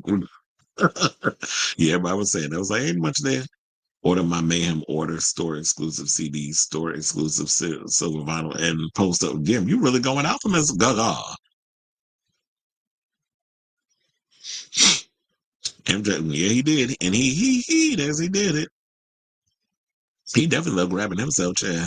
Mama say, Mama Sama Makusa. I definitely think it was a stunt, but I'm not. I just saw a vocal analysis and they said it gave yeah, it's funny. And because I don't know, he immediately reminded me of that. And I came to that conclusion because I never really paid attention to Benson like that until I worked Jingle Ball last month. And oh no, we in February. I forgot. Damn, the month went by so damn fast. Back in December when I worked Jingle Ball, I was like, it's given very much Freddie Mercury with his vocal range. Smells like a stunt to me too. Brown Bunny never a dull moment with the jokes. Screw them. We need more performers who actually perform, especially with the male ones. Exactly, because the male artists don't be wanting to do anything up there, and we tired of the same old, same old, same old. A lot of you male artists are scared to do anything. Nosebleeds needed that beat to ride, but without the interruptions, I didn't need the intro, the outro. Yeah, I just like when she came on with the beat and started rhyming and stuff on it. I was like, she was giving me my life. I was like, why is Robert telling me to check my damn inbox? What is going on now?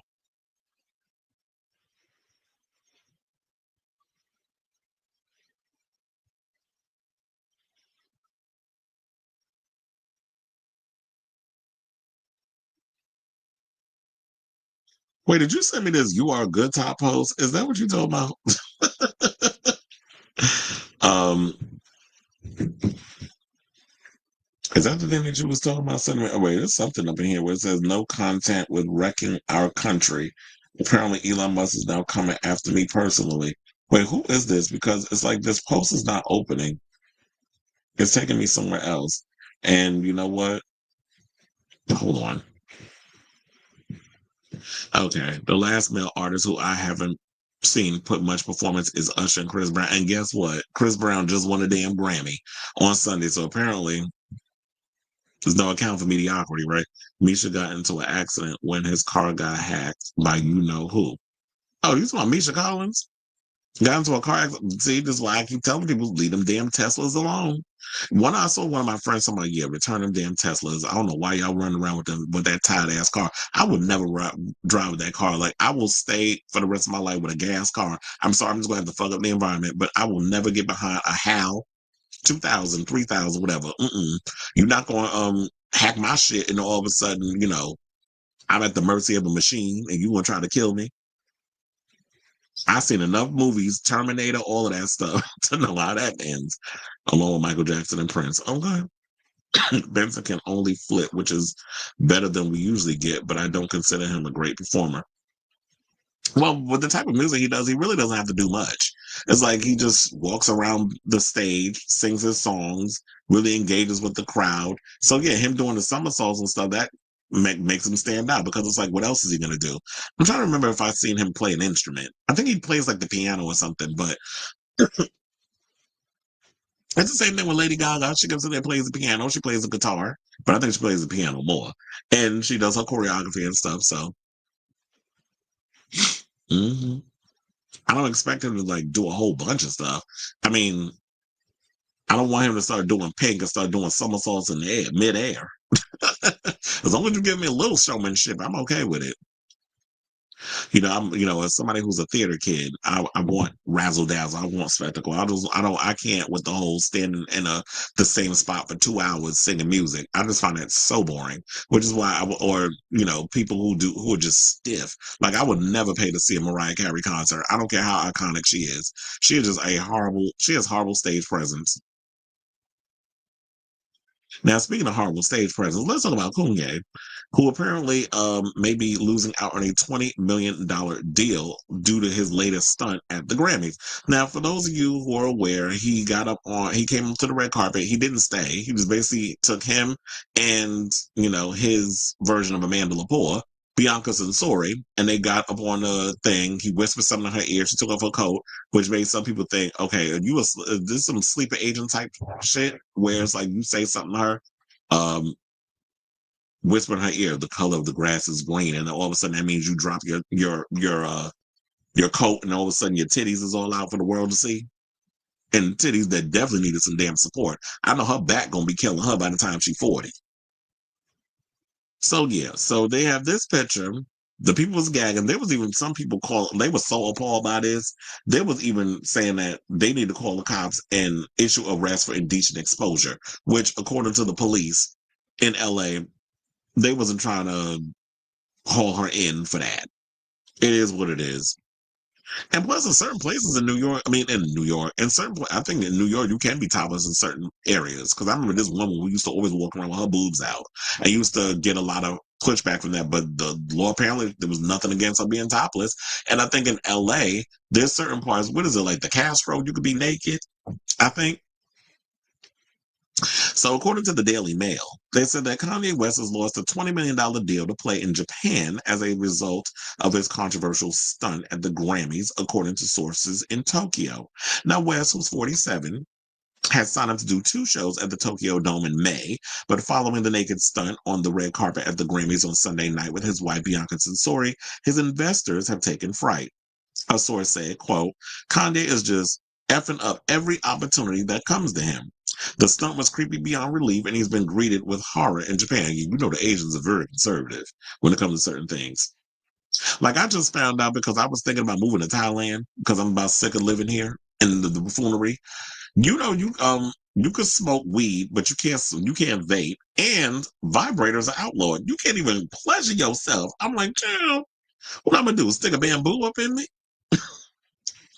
That was forget I said that, but not a bamboo. This is unfortunate as he had been living in a hotel in Tokyo for most of the last year. Now, West was seen issuing commands to Censori, a 30-year-old architecture graduate, on Sunday night.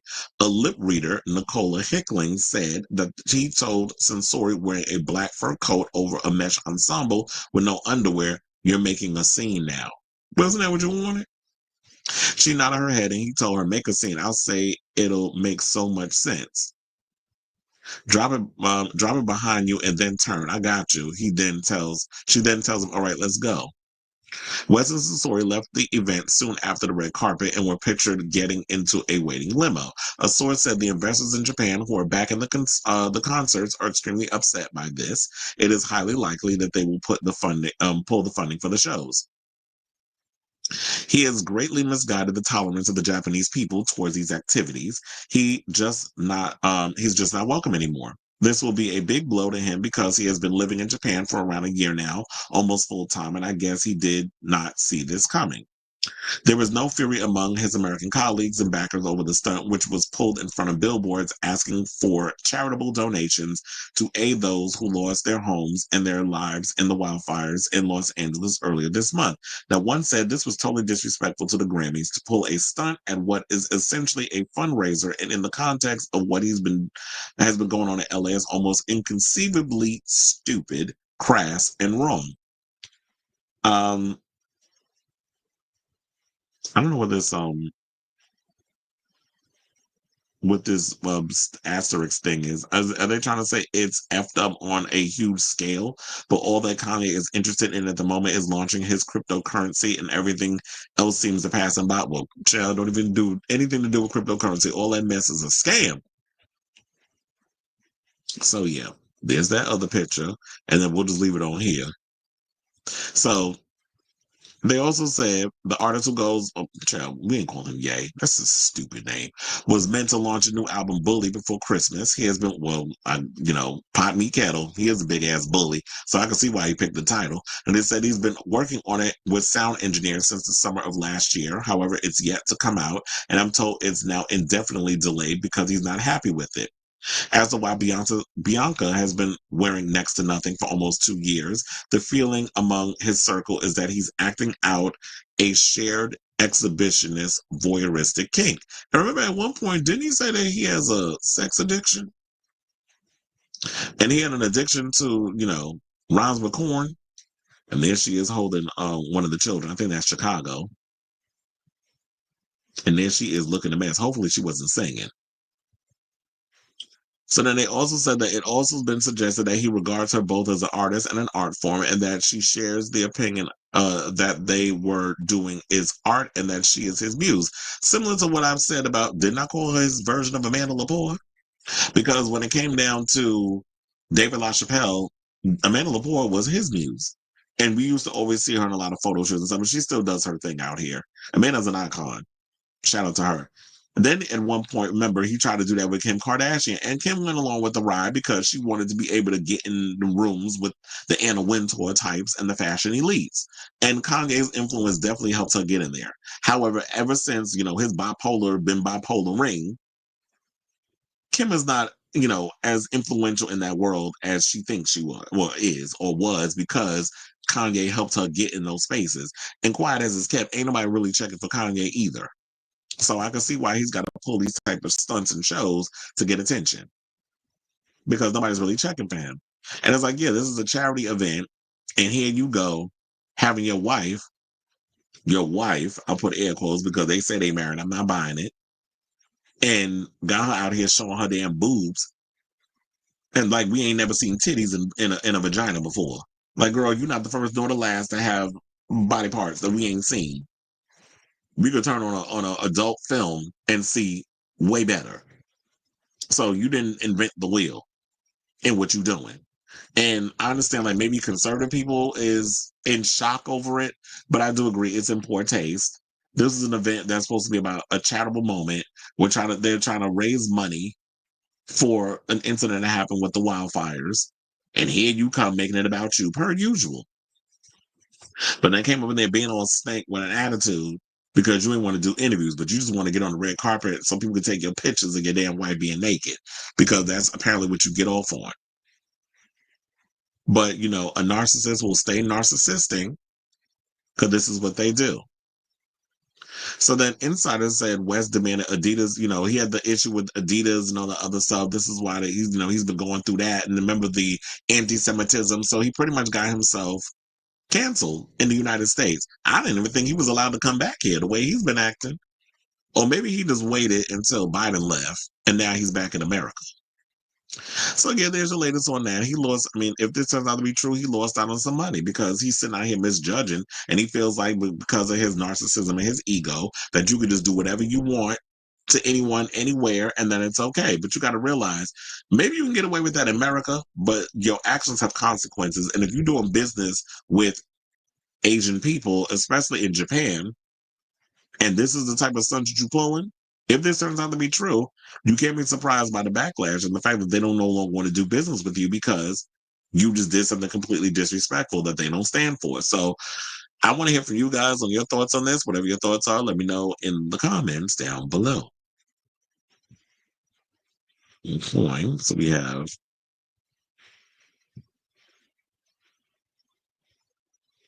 you said Doshi didn't perform dance type songs, but her performance was better. I even said at one point, I was like, can y'all see Doshi do the Super Bowl? And my friend was like, not right now. I can't see her doing it. I'm like, I could definitely see her doing the Super Bowl later on. Like, she definitely has stage presence. She definitely gives impeccable performance. She needs a couple more of those dancey, up-tempo type songs. Like, I definitely would love to see her kind of go more in a Missy Elliott, LaKaylee 47 type of direction. If she can give me some of those Benji type beats, bitch, it'll be a wrap. Like, I need her to kind of go push more into that direction with a lot of her creativity and stuff. I was living for all the people that was up there with the box braids. I remember my little sister, my little sister, my sister's actually older than me. My sister used to get like the box braids and stuff with the beads and everything at the end when we was growing. So I was living for the look and the overall choreography and everything. And I want to see more of that. And I really hope that I was like, she's kind of like giving me close to what we used to get from like Missy Elliott and all those artists from back in the day.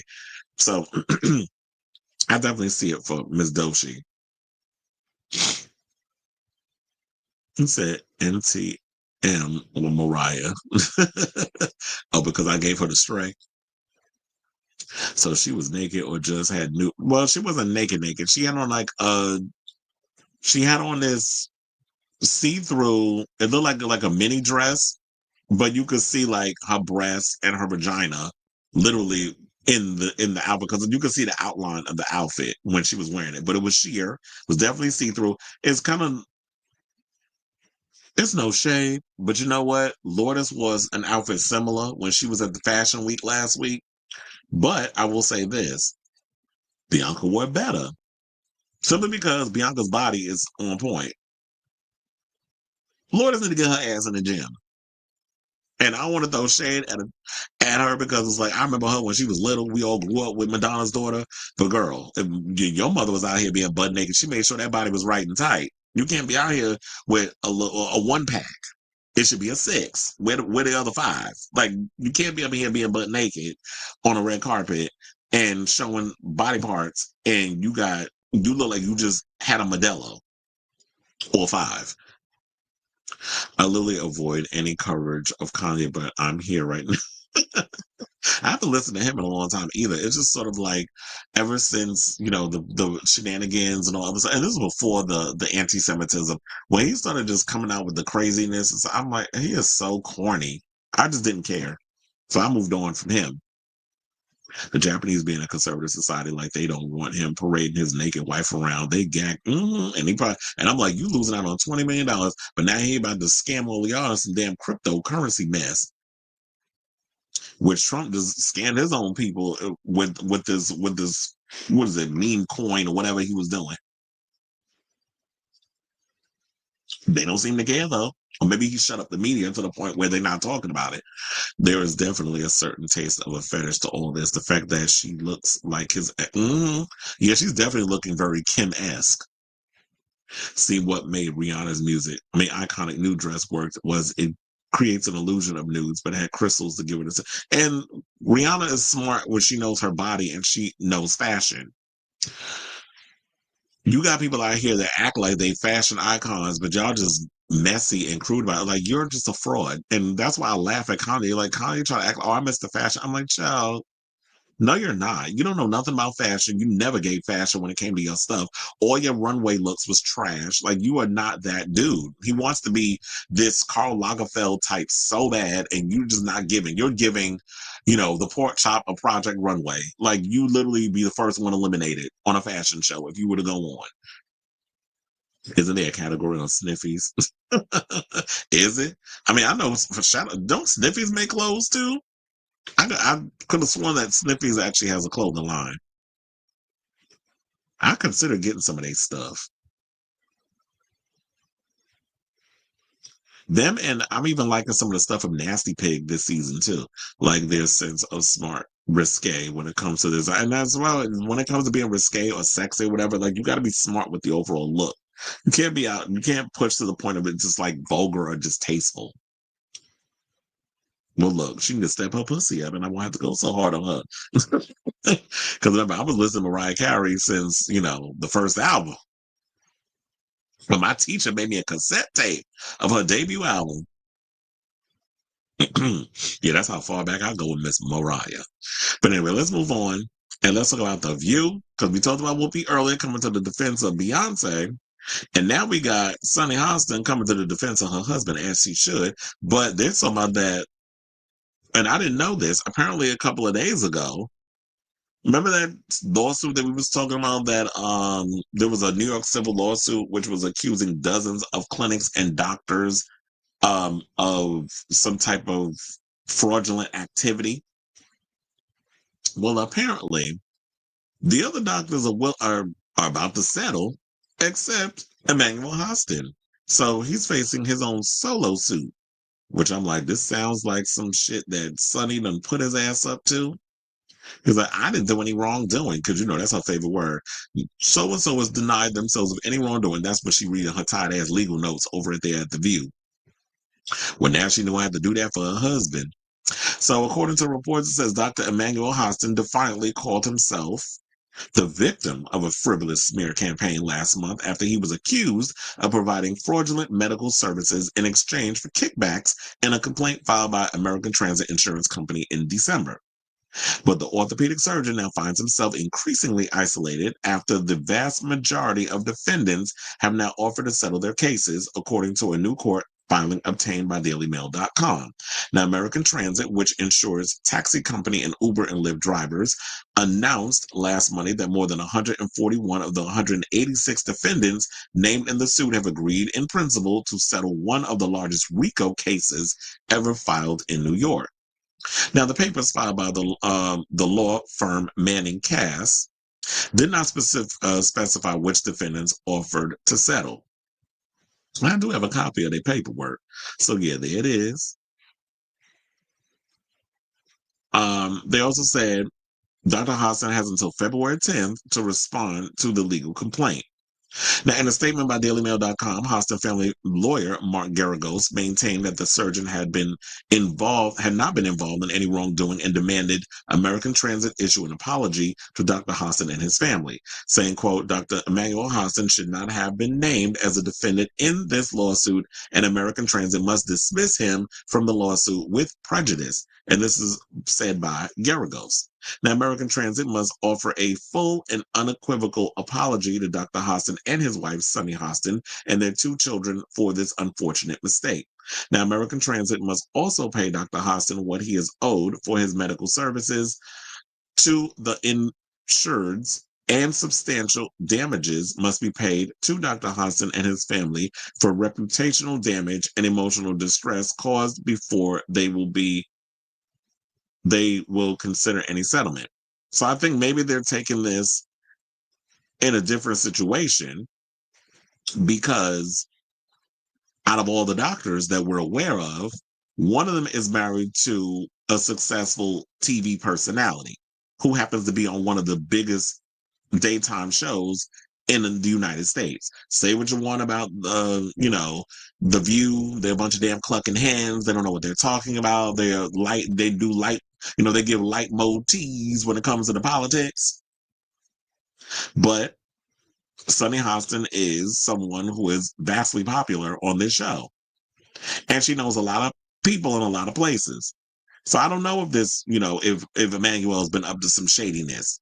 That's up for the lawyers and everything to work out in the court. And I'll definitely be following this story as it develops. But we should also remember, people are innocent until proven guilty. But, the people that hate Sunny Hostin, the Trump people, the ones, the Trumpers, we want to call them the maggots, because of how she goes hard on him and calls him out on his BS, which he's literally attacking our First Amendment free speech rights as we speak. Yeah, Google Schmogel is happening in real time. He's trying to violate our right to free speech in a lot of stuff, especially if you want to talk about Palestine. They're flagging people for it. So they also said that American Transit must offer a full and unequivocal apology. American Transit must also pay him what he's owed on his medical services. Now, Daily Mail also broke the news last month that Hostin and his medical practice had been named in the lawsuit and accused of getting kickbacks for performing surgeries and submitting fraudulent bills. Hostin knowingly provided fraudulent medical and other healthcare services, including arthroscopic surgeries. This is what the lawyer said on, in their December 17th filing. American Transit was then billed in exchange for kickbacks and or other compensation, which were disguised as dividends or other cash distributions. Well, I would say that everything has got to have a digital or maybe even a paper trail, correct? So I would think that if this is all true, there needs to be paperwork in place where there's evidence of the matter. And if there's evidence, bring it to the judge. Bring it to the runway. Run. Bring it to the floor, as they would say in the ballroom. So now another Hostin attorney, damn, they got a multitude of attorneys. I guess when you in this situation, you got to have more than one. So, after the whole lawsuit, the Hostins went on the offense because, Sunny Hostin being an attorney herself, I believe that she mostly worked in sex crimes. She ain't playing when it comes to this. And like I said before, she knows a lot of people in a lot of high places. So she's going to get the best of the best to represent her husband. So another Hostin attorney, Daniel Thwaites, told DailyMail.com in early January that his client denies each and every allegation and called the lawsuit a blanket, scattershot, meritless lawsuit by a near-bankrupt insurance carrier. It is meant to intimidate and harass doctors from collecting for care given to American Transit insureds and their passengers. Now, he and Hostin has an impeccable record, adding, he said that they have an impeccable record. American Transit has rushed into the lawsuit without ever conducting an examination of Dr. Hostin or expressing any concerns to his lawyers. The real story here is about an insurance carrier abusing the legal system to limit and restrict health care benefits to its insureds and its passengers and write off its proper obligations. This feels very Luigi Mangione-esque when it comes to this. And it's funny because when we talked about this before, I pulled up this clip of Sunny talking about, and I wish I would have had it with me, but it's a separate video. Y'all can look it up over on the channel. I did put it as a separate segment where they were all at the round table. Well, they were at the table, the Hot Topics table, and they were talking about Luigi Mangione and this whole thing. First of all, I hated the way that majority of them were going in on it because it felt very much like, oh, y'all were anti-Luigi and y'all were pro these corporations, which sounds about right because when you work for legacy media, of course, we already know what side you're going to take instead of having a real practical conversation about how we have one of the worst healthcare systems in the country. So having that conversation, I know it's hard for a lot of y'all, but maybe it's not because they can't relate. When you're dealing with a bunch of rich people at a table and doing a daytime talk show, they can't relate to the rest of us and what a lot of us are dealing with in regards to having crappy healthcare. So during the segment, when they were talking about Luigi, Sunny did mention some stuff that was going on in regards of how her husband has to fight with a lot of these insurance companies when he's doing surgeries. So maybe from that situation, when her talking about that, they decided to come after them. I know some people say, oh, she kind of just snitched on her husband when she brought that up, but I don't feel like that's what she did. I feel like she was addressing that we have a flawed medical industry system that needs to be corrected. We should have free universal health care. There should be no reason why people literally have to go bankrupt just so they can live. That makes no sense to me because these insurance companies basically want to rip you off and rob you blind.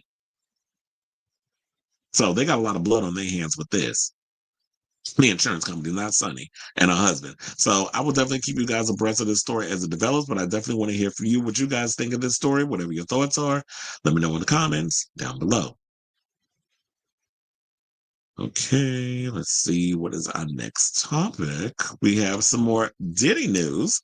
So let's get into him. Yeah, another day, another Diddy story. So apparently he's being sued yet again by another John Doe who claims that the incarcerated mogul did what he did to a lot of other people. He drugged them and he SA'd them, allegedly. So yeah, let's go through the story in case y'all haven't heard. So the lawsuit, which centers on the allegations of an unnamed man, excuse me, identified as John Doe, was filed Monday by Texas-based attorney Tony Busby. Yeah, our favorite attorney, because he's out here in the news yet again, in New York City Supreme Court, adding to court documents obtained by USA Today. The man who is suing Combs for battery, is seeking a series of damages in an amount to be determined at trial to address the physical and the emotional distress he has allegedly suffered. Now, Doe, who reportedly has a burgeoning business relationship with the Bad Boy Records founder, alleges Combs' assault took place at an after party in LA when he was 23 years old. Combs had purportedly promised the young artist a record deal with Bad Boy and studio times with Combs himself. The conduct described herein is shockingly typical of how defendant Sean Combs conducted himself for many years, the lawsuit reads. Combs believed he was above the law. He is not. Now, in a statement to USA Today responding to the lawsuit, Combs' attorney said, Mr. Combs and his legal team have full confidence in the facts and the integrity of the judicial process. In court, the truth will prevail. And they also went on to say that Combs has never S8 or trafficked anyone, man or woman, adult or minor. And here's the thing. It seems like y'all love putting that on repeat because that's all y'all say whenever another damn story comes out. How many times have I read that damn quote from his attorneys? So his upcoming trial, for those of you who are not aware, is scheduled to begin on May 5th. And today is the 4th. So we got 3 months before Diddy's set to go to trial. And I'll definitely be paying attention to that story. Now, according to Monday's lawsuit, Doe was an up-and-coming rapper and singer who had received multiple invitations to open for well-known artists at venues across California, including a series of nightclub appearances in the LA area. Now, Combs reportedly attended Doe's performance at QC 2020, a nightclub and concert venue in Montebello, California, because his record label was interested in the show. Now, before the young man took to the stage, a longtime and well-known associate of Combs's allegedly informed Doe that Combs had heard of his talent and would be watching him perform. Additionally, the unnamed Combs associate told Doe that if his performance was well received by Combs, he would have the opportunity to land a record deal with Bad Boy Records and studio time with the hip-hop hitmaker. Now, following his performance, Doe allegedly attended an after party for at the music venue where he came across a bevy of drugs, alcoholic beverages, and well-known artists and entertainers, many who were partaking in the drugs. The man alleges that he was then sent an alcoholic drink by Combs himself, made with Combs's vodka brand Ciroc.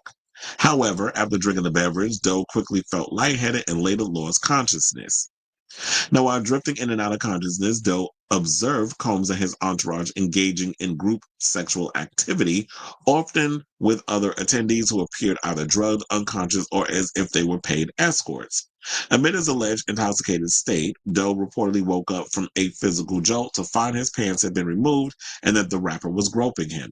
The filing notes that Doe believes Combs had been performing a baloney wash on him during an alleged encounter. Now, although Doe reportedly attempted to resist Combs's advances, the music mogul allegedly threatened Doe, telling him he could easily contact his manager and ruin any chances he had with succeeding in the music industry. Now, after Combs allegedly requested that Doe have sex with a woman he didn't know, Doe feigned compliance and told Combs he needed to use the restroom before engaging in the sexual act. Instead of going to the restroom, Doe reportedly snuck out of QC 2020 and left the venue. The man refrained from reporting the alleged incident out of fear of being blackballed in the music industry. So, if he didn't show back up, wouldn't he already be blackballed? Because he said that Combs threatened him, that I could basically ruin you and ruin any chances you have of succeeding in the industry. So he left the place because he didn't want to partake.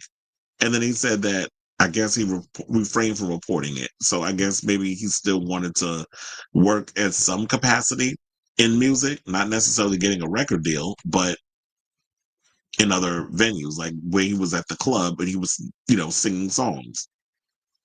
Now, several of Combs' companies, including Bad Boy Records and Daddy's House Recording, are named in Doe's lawsuit and accused of enabling the rapper's alleged misconduct by failing to, in part, have sufficient policies and procedures in place to prevent sexual battery. In addition to derailing his career trajectory, the alleged assault left Doe with a series of personal damages such as pain and suffering, mental anguish, physical impairment, and emotional torment. The assault greatly affected Doe's passion for music, leading him to abandon his aspirations for many years. This is according to the lawsuit. The reality and dark underbelly of the industry, as revealed through his encounter with Combs, ended his desire and dreams to pursue a career in that world. So, yeah, there's that. Hold on, let me see if I have any of those, with the abuse situation. Yep, I got the rain.org. We're gonna put that up in here. So if anybody's been essayed, I gotta do my due diligence and put those up here. Excuse me, in regards to the situation. Now this is crazy. Yet again, we have another case. Excuse me. I feel like I'm coming down with a damn cold. Certain nose in my throat was getting a little scratchy yesterday. But anyway, enough about me and my ailments because this weather keeps changing. Yeah, another case they're going to put on is, I don't know if this guy's planning on testifying and being a part of the Diddy trial that's coming up, but yeah, it seems like every time we turn around, it's another Diddy story. And then also, I was hearing this story. I happened to come across on one of the blogs or whatever. Remember Sarah, who was in Making the Band?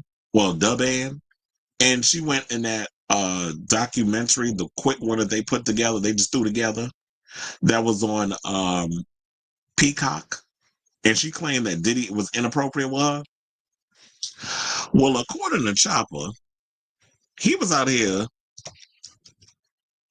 saying that Miss Mamas is a liar. She was, there were many times where she left late and came back disheveled, looking like she had just gotten her back blown out, and was even hooking up with Genuine. So yeah, there was a story. They said that he believes Chopper, who was a part of the band, does not believe that she was violated, and she lied in that documentary. He said that she would willingly go with Diddy at 3 a.m. and come back 4 hours later drunk with her hair and makeup messed up. And she was married at the time too, because I remember she had a husband when she was on the show. I think she had kids too. And said, quote, she looked like she fucked Diddy. That's what he said. She was ecstatic and couldn't wait to fuck her. Everybody around the Bad Boy office knew about their sexual relationship. Diddy slept with Sarah multiple times and she was happy. She thought she would get privileges from Diddy, but he threw her to the side. He said she would get drunk on her own. Diddy never forced her to drink. She was a heavy drinker and would do freaky things as a married woman. She was also hooking up with Genuine while they was on tour. They said Genuine would go around asking what room Sarah would be in. He offered Chopper 2 girls to hunch, and he watched Chopper hunch them while playing 50 Cent music. And they said after Chopper was done smashing, he told Genuine where Sarah was. So literally, you out here allegedly hunching and all this other stuff. I don't even know if this is true, because I'm like, that was what he was saying. But I just want to give y'all an update on that, saying that, we got people out here saying that, she's out here lying, that she went and making stuff up because she wanted to be a part of that show. But I don't know if we necessarily believe him too. It's like, regardless of, even if she was a willing participant in the situation, all it takes is one time for somebody to say no, and then that's a wrap. This has happened many a times, but we've seen. I mean, have you not watched the episode of Law and Order SVU, where there have been girls who were like, "Yeah, we had a sexual relationship, but there was that one time where I just didn't want to do it, and he R-worded me." There've been many shows about that. So I don't know if he's in a position to even be saying that kind of mess. But anyway, I just want to give y'all an update on that situation. And I wanted to talk about this one as well. So I definitely want to hear from you guys. What do you think of this story regarding the latest on the Diddler and his little shenanigans that's going on with that? Whatever your thoughts are, let me know in the comments down below. Okay. So we got a comment. Better get your money. Hey, dirty bitch, better get her money. Don't you worry.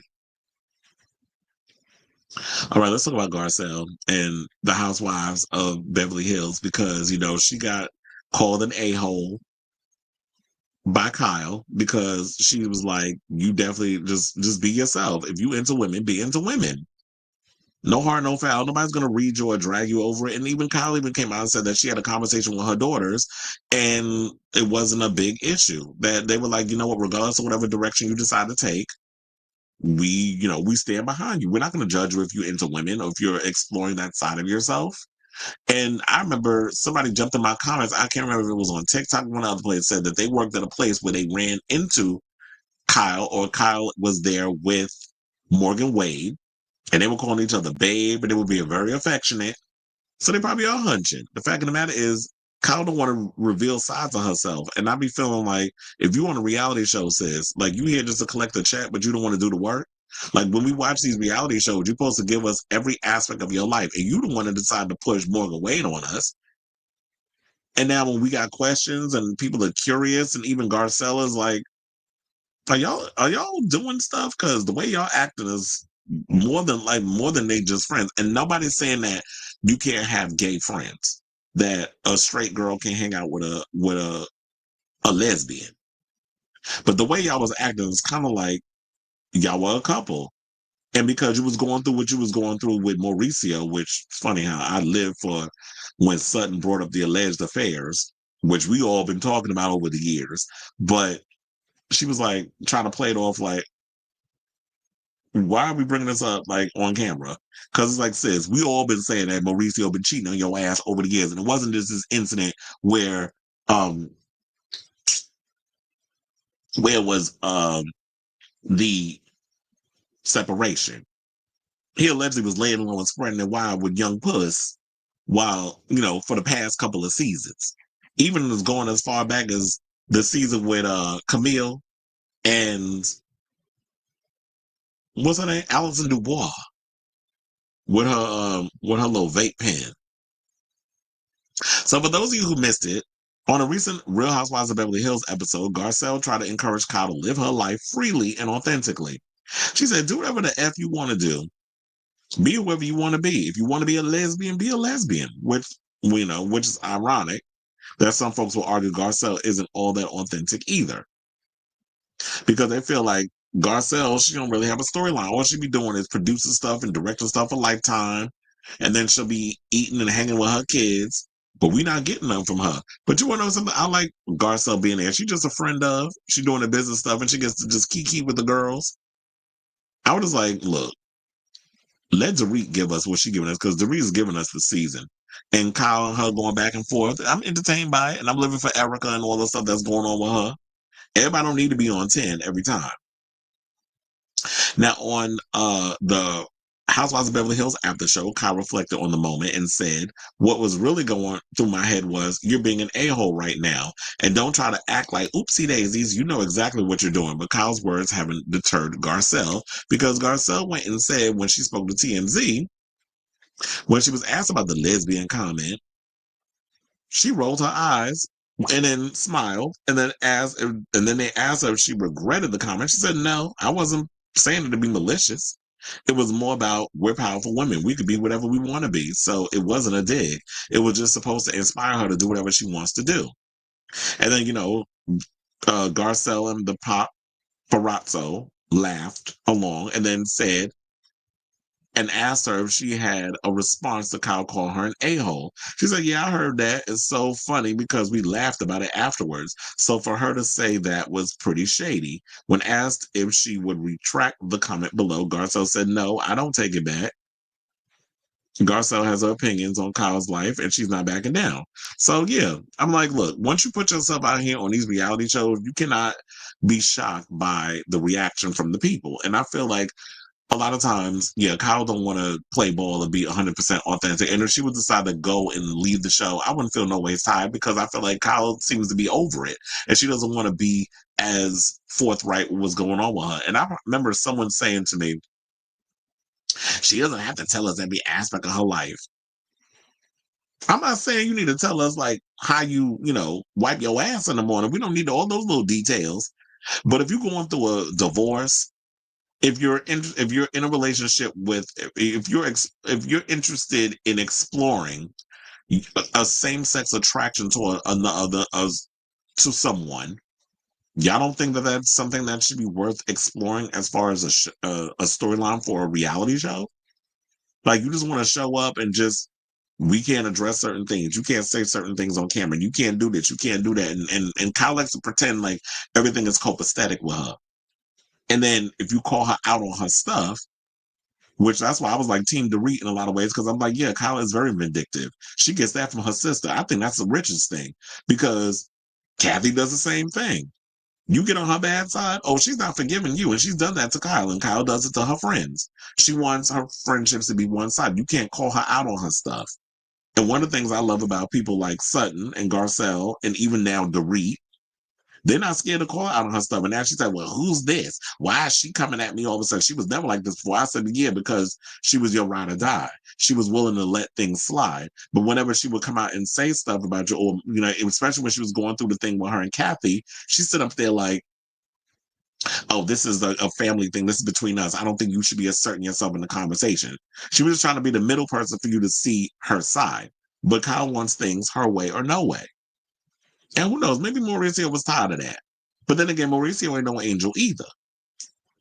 Because I think, like, once he started getting his bearing and he disassociated himself from the Hiltons, who helped him get into his whole real estate bag, and once he found his own footing, even though quiet as is kept, sidebar, he ain't been paying his taxes allegedly. That's been the tea that's been coming out about him. Now he wanna, now he because he got his own thing going on with the agency, now he feeling like a rock star. And he wanna go out here and sow his wild oats. But he couldn't be honest in his marriage and talking about that, he want new puss. He tired of that old coochie. He been doing it for over damn near 30 years. And this is why I be saying, when it comes to relationship, y'all believe in all this monogamous mess.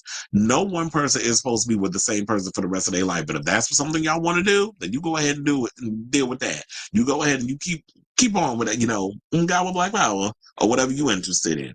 But me personally, I do not believe that one person is supposed to be with the same person for the rest of their life. That's some old caveman shit that, we learned from our parents.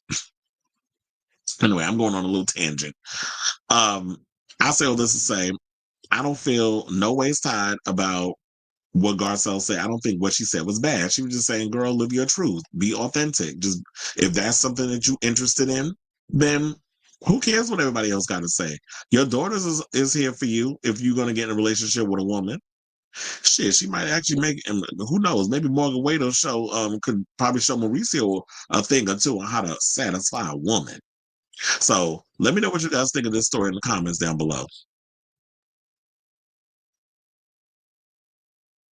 Honestly, you don't believe in soulmates, but you consider your mother and father destined. The way these two be going at it, I just feel like y'all just tolerate each other because, y'all set in y'all ways and y'all are married. That's that old boomer mentality, what they've been taught by the silent age, which would be my grandparents. Where it's like you got to be with the same person for the rest of your life. And that's what I grew up with, seeing that. But I also come from a generation where it's like, I have a cousin that was married 4 times. Her brother has multiple kids with multiple women. Um, their mother's divorced. So maybe it's just the whole thing of like what you see. But yeah, I don't truly believe. I believe that when it comes to relationships, it's and friendships, relationships, all the same thing. A reason and a season. Like I always feel like we're only meant to be with each other for a certain amount of time. And if it ever came down to, okay, I want to go my separate way, okay, well, you go your way, I go mine. But I also realize that I don't like being around people a lot. It's like after a couple of days, like, I need my space, jam. Kind of in that mindset. And that's why I notice like a lot of people when they talk about when it comes to relationships, they're entertaining the idea of separate bedrooms or even living separately. And I actually like that. I would love it. Like if the time ever came where I did get in a relationship, well, the opportunity presents itself because I ain't out here looking. But if the opportunity presented itself for me to get in a relationship and we were like, yeah, let's move in together. It's like, I need my room. You need your room. I don't want to hear no snoring. I don't like dealing with mess. I'm just real particular about certain things. So that's the Virgo win. Okay. So let's talk about this Karla Sofia Gascon stuff. So yeah, there's been fallout from it. We did talk a bit about it in the last show. We talked about how, I was trying to break down all the stuff that she was saying online. And I think what she was doing was trying to address a lot of anti-Muslim, a lot of anti-stuff that was going on. And I just don't think that it translated the way it was expecting to translate it. And you could only get so much in on Twitter before your words could be misconstrued. Although I did have a problem with the comment that she made about Oscars and diversity. So there seems to be fallout in this whole situation because apparently what they're saying is that Karla will, all the promos in regards of the Oscars, they've removed her. Instead, they flooded us with Zoe Saldana. So you would think that Zoe was the star of the damn movie. The way that they was putting the post up, and I do have it, so I'm gonna show y'all it in a second. So they said social media was buzzing on Monday over Netflix's purported removal of trans actress Karla Sofia Gascon from promotional materials for its Oscar-nominated film Emilia Perez a month ahead of the 97th Annual Academy Awards. Now, this week, Emilia Perez, Best Actress Oscar nominee Karla Sofia Gascon was expected to fly to LA from her home in España for a busy week of awards campaigning. On Thursday, February 6th, she was to be seated with her writer-director, Jacques Audiard, and co-stars Selena Gomez and Zoe Saldana at the AFI Awards luncheon, a glittery gathering at the Four Seasons in Beverly Hills, at which each of the AFI's top 10 films and top 10 TV shows of the past year have a table and much mingling occurs. Now, on the evening of Friday, February 7th, she and her colleagues would have reconvened at the Critics' Choice Awards at a table in the center of Santa Monica's Barker Hangar, a giant space that will be packed to the gills with not only fellow nominees, but also dozens of selfie and quote-seeking journalists. Now, on Saturday, February 8th, presented a dilemma for a lot of talent. The Directors Guild Awards and the Producers Guild Awards are happening opposite each other, and Emilia Perez is nominated for the top awards of both. Gascon was to be deployed to the PGA Awards at Century City's Fairmount Century Plaza Hotel, where she was to serve as a presenter. Then on Sunday, February 9th, she was to have made the drive up to Santa Barbara and to be feted as one of this year's 9 Virtuoso Award recipients at an Arlington Theater ceremony at which the honorees would be interviewed individually and then collectively. The others set to be feted, including her co-star Selena Gomez and fellow actress Fernanda Torres, who was in I'm Still Here. However, given a massive controversy that has engulfed Gascon in recent days regarding commentary that she posted on Twitter, posts about which Gascon has, in recent days, been regularly writing on social media and discussing in interviews without consultation or coordination with Netflix, which owns Emilia Perez's distribution rights in the United States, Canada, and the UK. The Hollywood Reporter has learned she will not be coming to town at all. Now, tensions are said to be high. Wait, hold on. Let me show y'all the actual thing where she was removed. So that way, y'all actually have an idea of what's going on. So yeah, this is the actual ad they posted up, and you literally see that they put Zoe Saldana is at the forefront. So now tensions are said to be high between Gascon and the streamer, which has invested millions into the film's award push. It was flourishing as recently as January 23rd when the film received a field-leading 13 Oscar nominations, just one shy of an all-time record. But now, at the most inopportune moment, it is on life support thanks to the Gascon revelations. The two parties are now said to be communicating only through Gascon's agent, Jeremy Barber, at UTA. And it is my understanding that there are no great interests on the part of Netflix to provide the usual courtesies afforded by a studio to an Oscar contender, such as transportation and accommodations to facilitate her attendance at the remaining award season gatherings. The streamer is not the only party interested in distancing itself from Gascon. THR has learned that others who were to have attended some of the aforementioned events alongside the actress, such as the Santa Barbara Film Festival event, have indicated that they might have to cancel their participation if she did not cancel hers, out of concern that things could get very uncomfortable with her there. And here's the thing, what I don't understand. Why haven't they addressed this head on?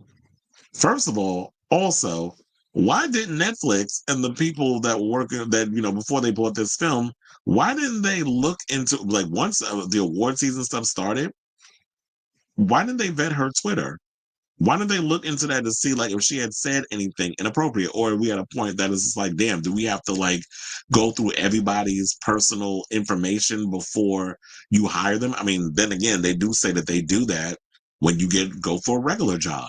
That is like, make sure y'all don't put nothing inappropriate or, xenophobic, transphobic, homophobic, racist, whatever the case is on your social media, because that can affect your chances of getting a job. So we're at that place right now where, yes, Big Brother is watching. You have to be careful what you put out there. And this goes for future actors. If you have anything inappropriate on y'all social media, you better start deleting.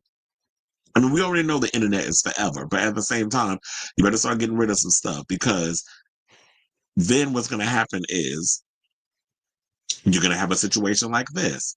But I really feel like what should have been situated, you have her show up. This is what's irritating about this new situation that we're in, especially with the media. Y'all get so scared. You want to kowtow in the corner. You want to hover. Oh my God, controversy. We don't want it.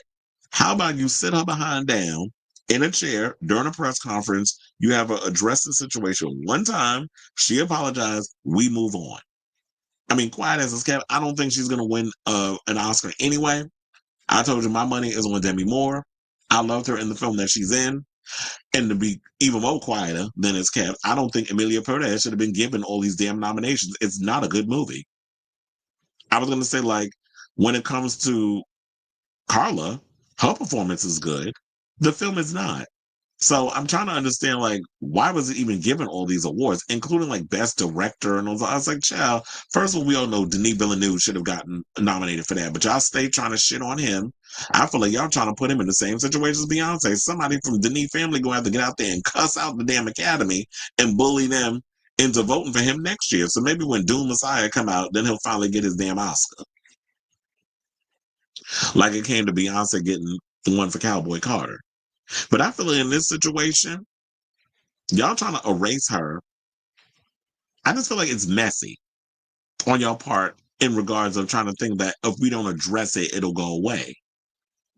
So, like, when it comes down to Oscar night and you have the entire cast in, the theater, what's going to happen then? Do we not address it? It just feels really weird on when it comes down to, like, how they're planning on handling this whole situation. I don't know. It's just the way that the industry tries to deal with stuff, it just baffles me. I saw something about the Goya Awards.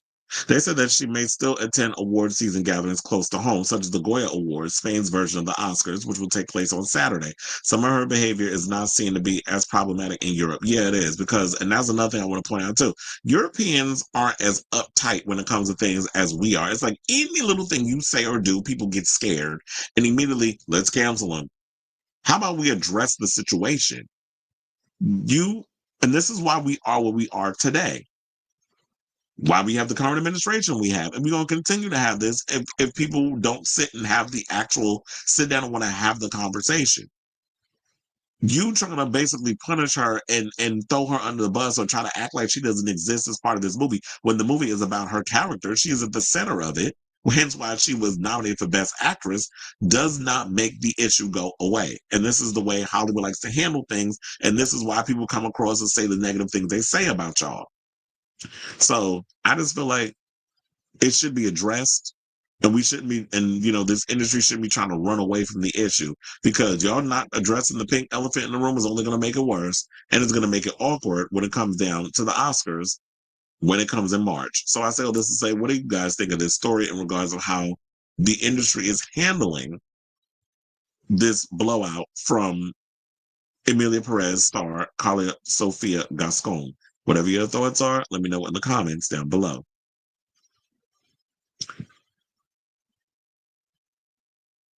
Nancy Crunchy said, I don't understand that attitude towards romantic partnership because it don't apply to other relationships like platonic or familiar. Why would romance be seen as not as valuable? Who said that being romantic is not as valuable? But I mean, the way that people look at romantic relationships, they do look at it as like it could be platonic or friends, whatever. The thing is, I feel like, yeah, we put more value in relationships that are platonic or familial, more so than relationship types. But then again, I always look at it all as the same way, because there have been friends that I have been close to, and we've kind of fallen, we've kind of devolved. They went their way, I went mine. So sometimes friendships just evaporate. Familiar situations when you've been family, close to certain family members, and kind of like it does the same thing. I feel like relationships, I feel like it's all it ebbs and flows within the same situation. That's why I said reason and seasons, because I feel like the same way with friendships, family situations, and relationships, it all kind of flows in with each other. I feel like everything has an expiration date. Everything that has a beginning has an end eventually. If Amelia Perez gets shut out at the Oscars, who do you think will take home the Oscars then? I hope it opens a path. Well, I was thinking I would love to see Demi Moore. I don't know. Ariana might shock everybody and walk away with it, but I really want it for Demi Moore, because I feel like Demi Moore's situation is more of a comeback story. I know a lot of people saying like they would love for there to be a first trans woman to ever win an Academy Award situation. But a lot of people are saying not for this movie. There's other films out there that y'all could be given this, situation for. Any public figure can clear with their socials. We've seen countless people get dragged for it. Yeah, it's like, damn if you do it, damn if you don't. I'm hoping Demi wins too. And I love The Substance.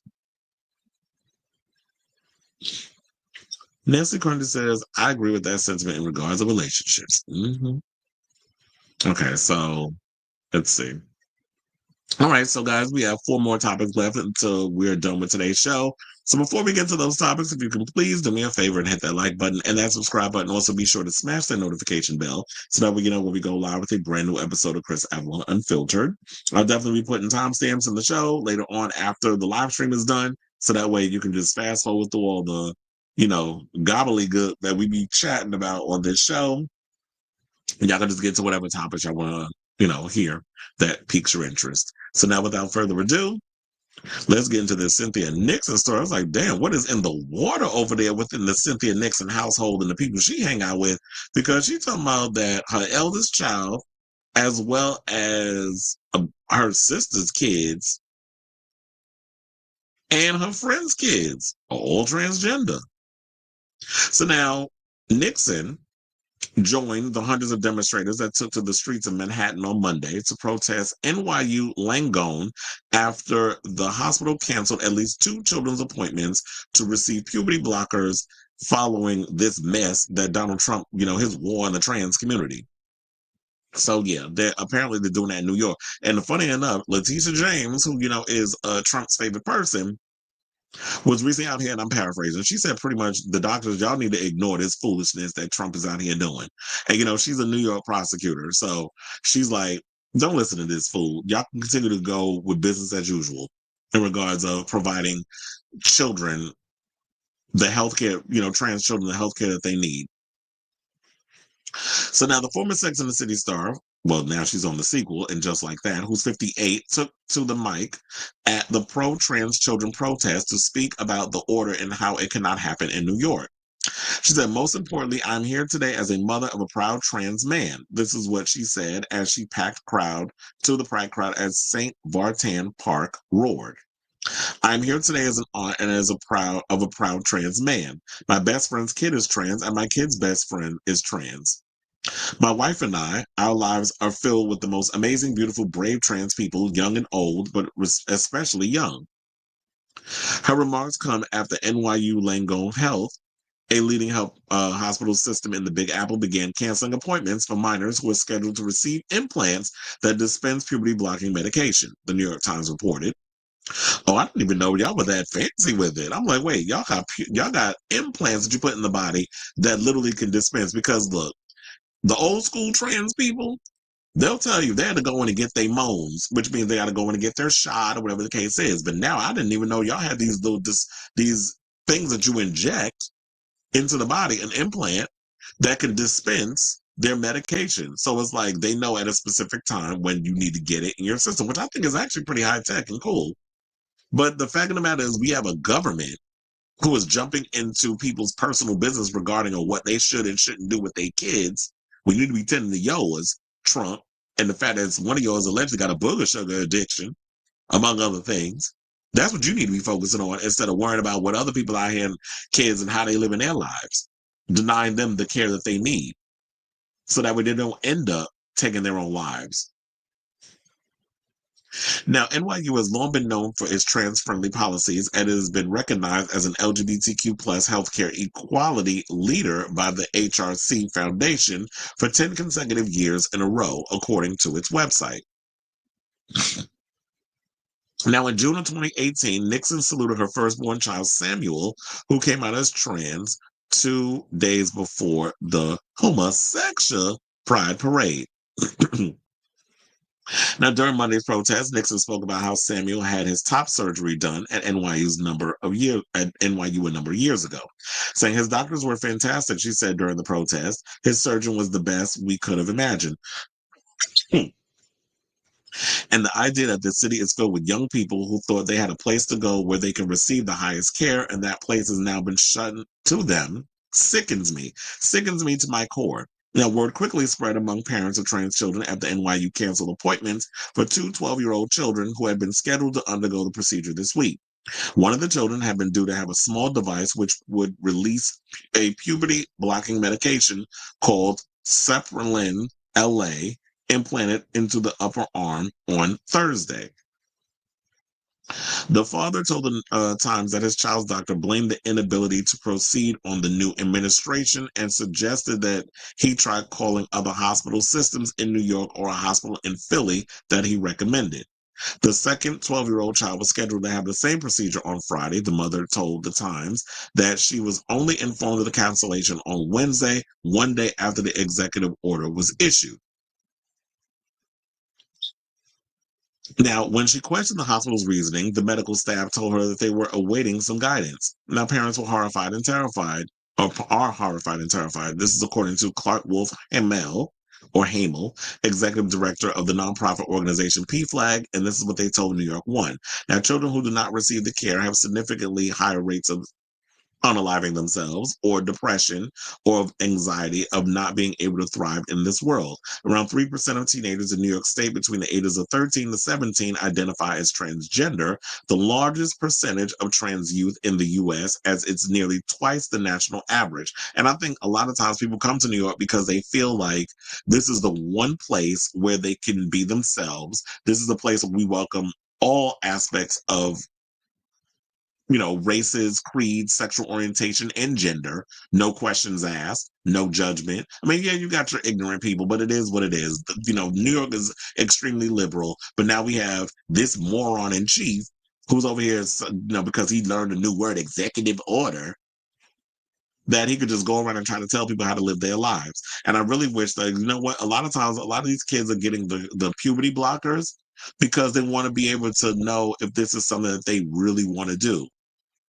Like, it gives an opportunity to decide, okay, is this a surgery, down the road that I want to take? So if I want to get the puberty blockers because I don't want to transition, get breasts and all this other stuff, they should be afforded the opportunity to make that decision. If they decide to change their mind, then they could take the implant out.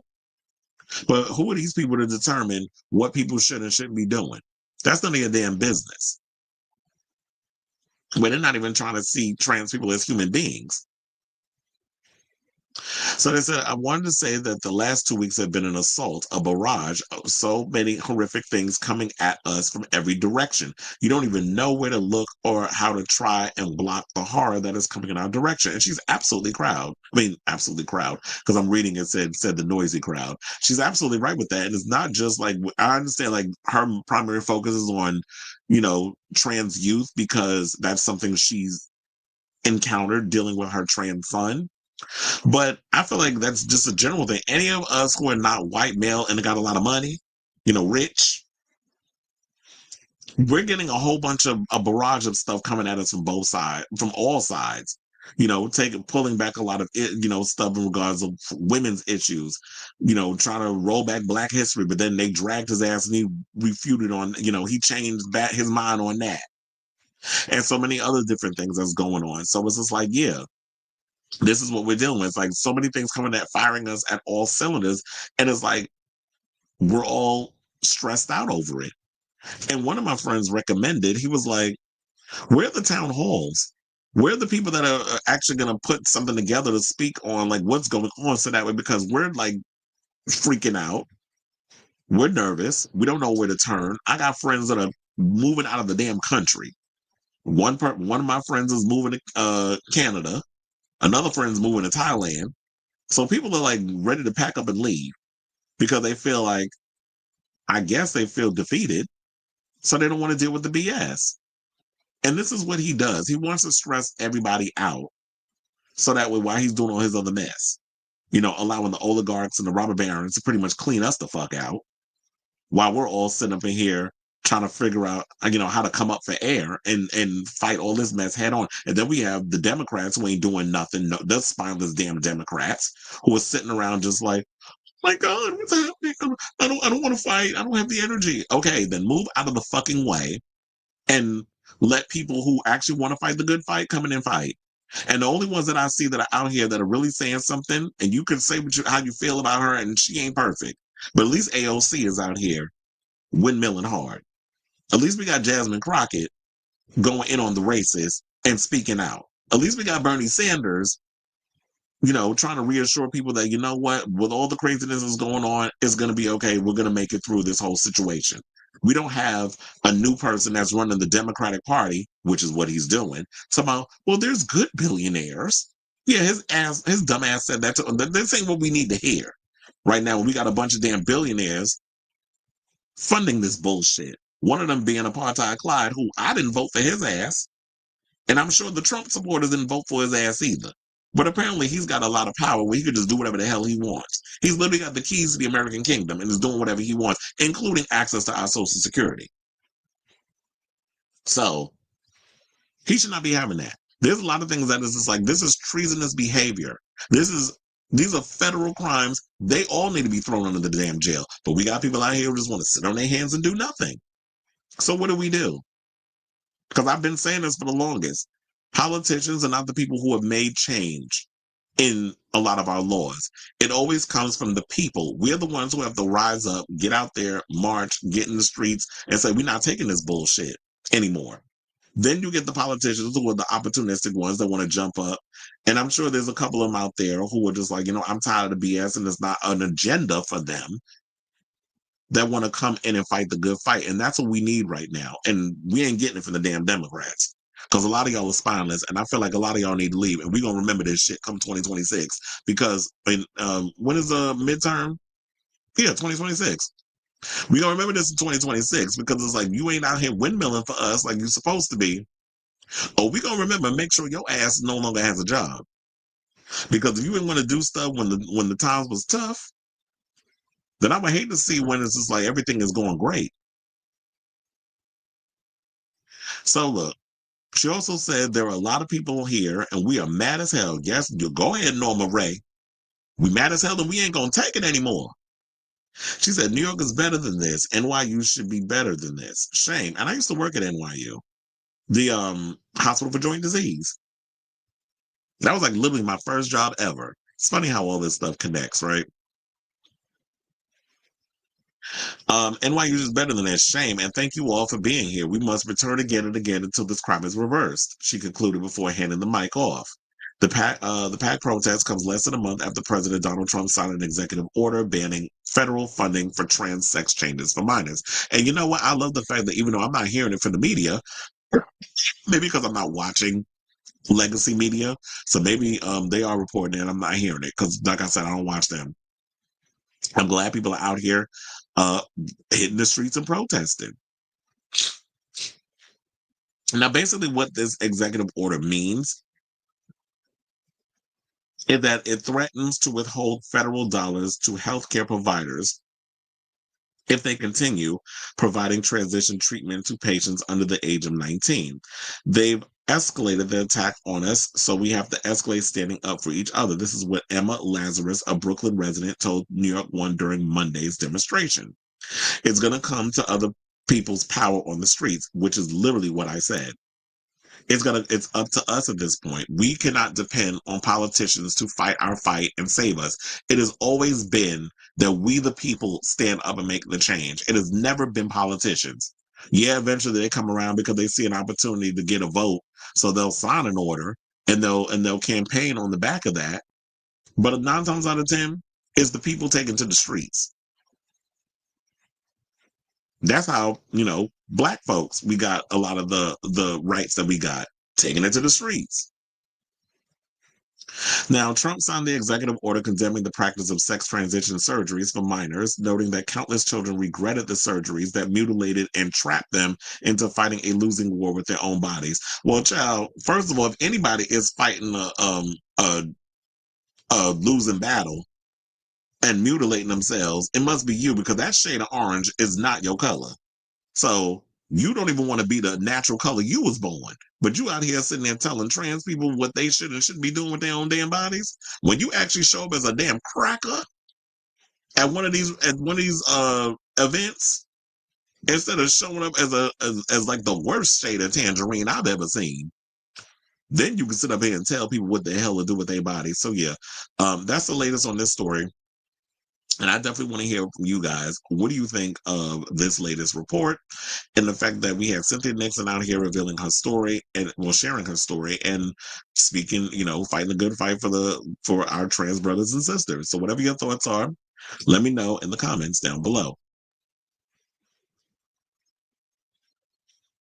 Sailor Mermaid says they won't because Black people decided to not jump in the front lines anymore. Well, what are you talking about? You talking about just in general? Because we already know, like, when it comes down to anything LGBT, Black people, see no evil, hear no evil, speak no evil.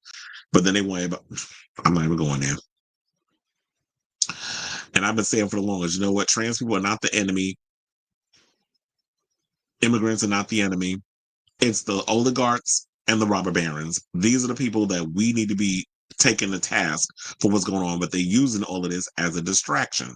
But people too damn stupid to see the bigger picture. They only see what's in front of them because the MAGA regime has convinced people that immigrants are evil and trans people out here, trying to change everything. Immigrants are trying to steal your jobs. Well, no, your jobs were outsourced to other countries because it's cheaper. Corporations started that. Look at the history. Google is your friend, but a lot of y'all don't want to use it. Y'all rather believe lies that the orange shit stain wants to tell you. They aren't willing to do that. They aren't willing to go the extra mile. It needs to make actual change because it's too much of a risk, and many aren't willing to sacrifice. Absolutely. Well, you know what? The one thing about Americans are lazy, and that's why. Extremely lazy. Yeah, I said it. Okay, let's go from one trans story to another, and let's talk about Pedro Pascal. Yeah, my husband. First of all, shout out to him. He released they showed the new Fantastic Four teaser earlier today, which looks pretty good. I'm actually excited to see it. I gave my overall thoughts on the teaser earlier in the show.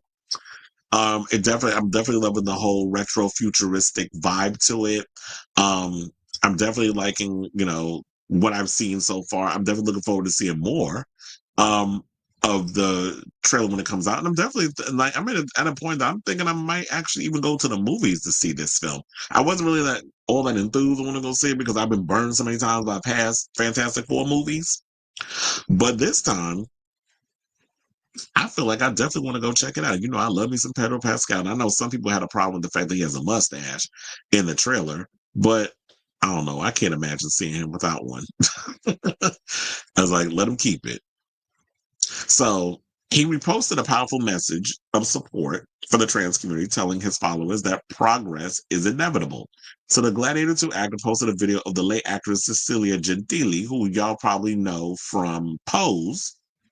She, I think, died last year. Speaking to a group of NYU students in May of 2023, excuse me, adding his own caption, which read, "Know who you are. Progress is inevitable." So I do have the clip of her on his Instagram, which he calls himself Pascal is Punk. I just love the name of his situation. But yeah, we got that clip. We're gonna play it, and then we'll come back and we'll talk. Please hold. Nothing else from my speech today. Please take this. Do not allow anyone to tell you that this is not a big deal, or that this is just a culture war, or that trans people are overstating the seriousness of what is going on. While we feel the fear and the anger, I also want you to know that trans people have always been here and will always be here. Many of us are still alive who have lived through very difficult times. I was a trans child in Argentina in the 70s, and I've been a trans person for nearly 50 years. Knowing your identity, who you are, and where you come from is powerful. It's a very, very powerful thing. There is a reason that so many of these laws are targeting education. They know that it is really powerful to be ourselves. That is why they're trying to keep teachers from telling children about gender identity or sexualities that are not straight or cis. That is why they're trying to prevent teachers from sharing Black history and the reality of American history that is very fucking complicated. I think one of the most important things that we can do for young people is to share those stories. Once we know who we are, we cannot be stopped. I believe firmly that while we might be living through some challenging times, progress is inevitable. The people who are opposed to our existence will do everything they can to make our lives as difficult as possible. They can do nothing to erase us or to make us disappear.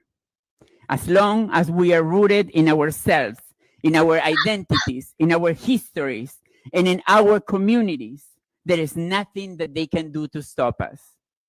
I hope that you all take this fear, this frustration, this anger that you're feeling in this moment, and that inspires you to even do more for our community, rather than give in to the people who wish for us to just disappear. We must meet this moment by caring for one to another and strengthening our communities. As I said, it is so deeply exciting to see so many young queer and trans folks graduating, and it makes me hopeful that all that you will do to take care of each other and take care of our community will flourish in an amazing future for all of us. Take nothing else from my speech today.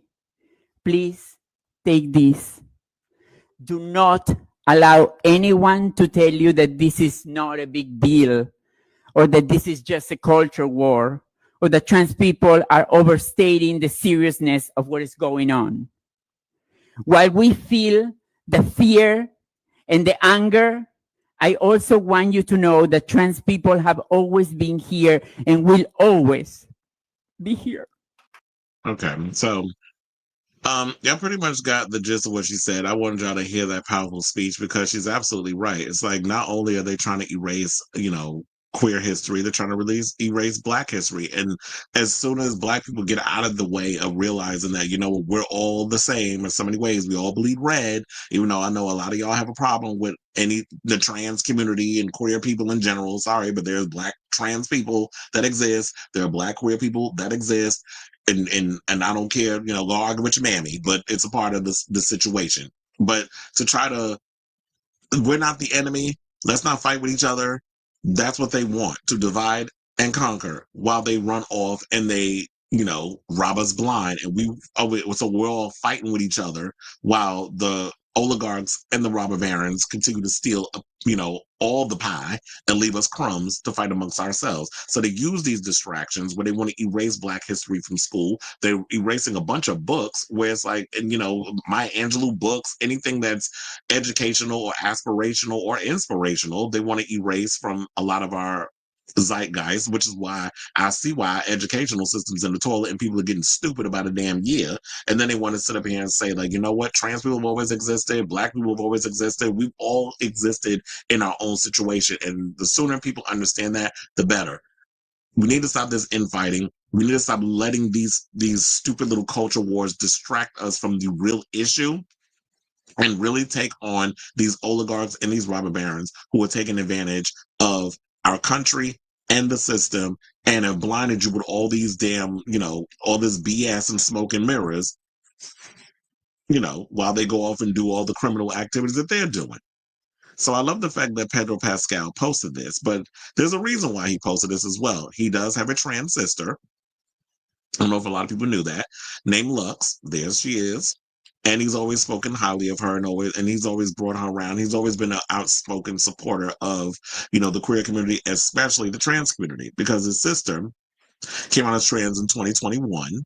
And the actress told Spanish magazine, Yeah, that her brother had been a huge support for her in her transition, saying, he's also an artist and has served as a guide for me. He was one of the first people to give me the tools that started shaping my identity. And you have to realize with Pedro being a part of the arts, you're around a lot of people who are of the queer spectrum. So him being open-minded in that sense, and I don't know if he's a member of our community. I mean, I got ideas, but for him being so open-minded in regards of, supporting his sister and speaking out for the trans community, whereas nobody else is willing to do that, is just a beautiful thing. So shout out to Pedro Pascal. That's one of the reasons why, I'm a fan of his, and he could do no wrong in my eyes. So I say all this to say, what do you guys think of this story in regards of Pedro reposting a powerful message from what was it, Cynthia Gentili?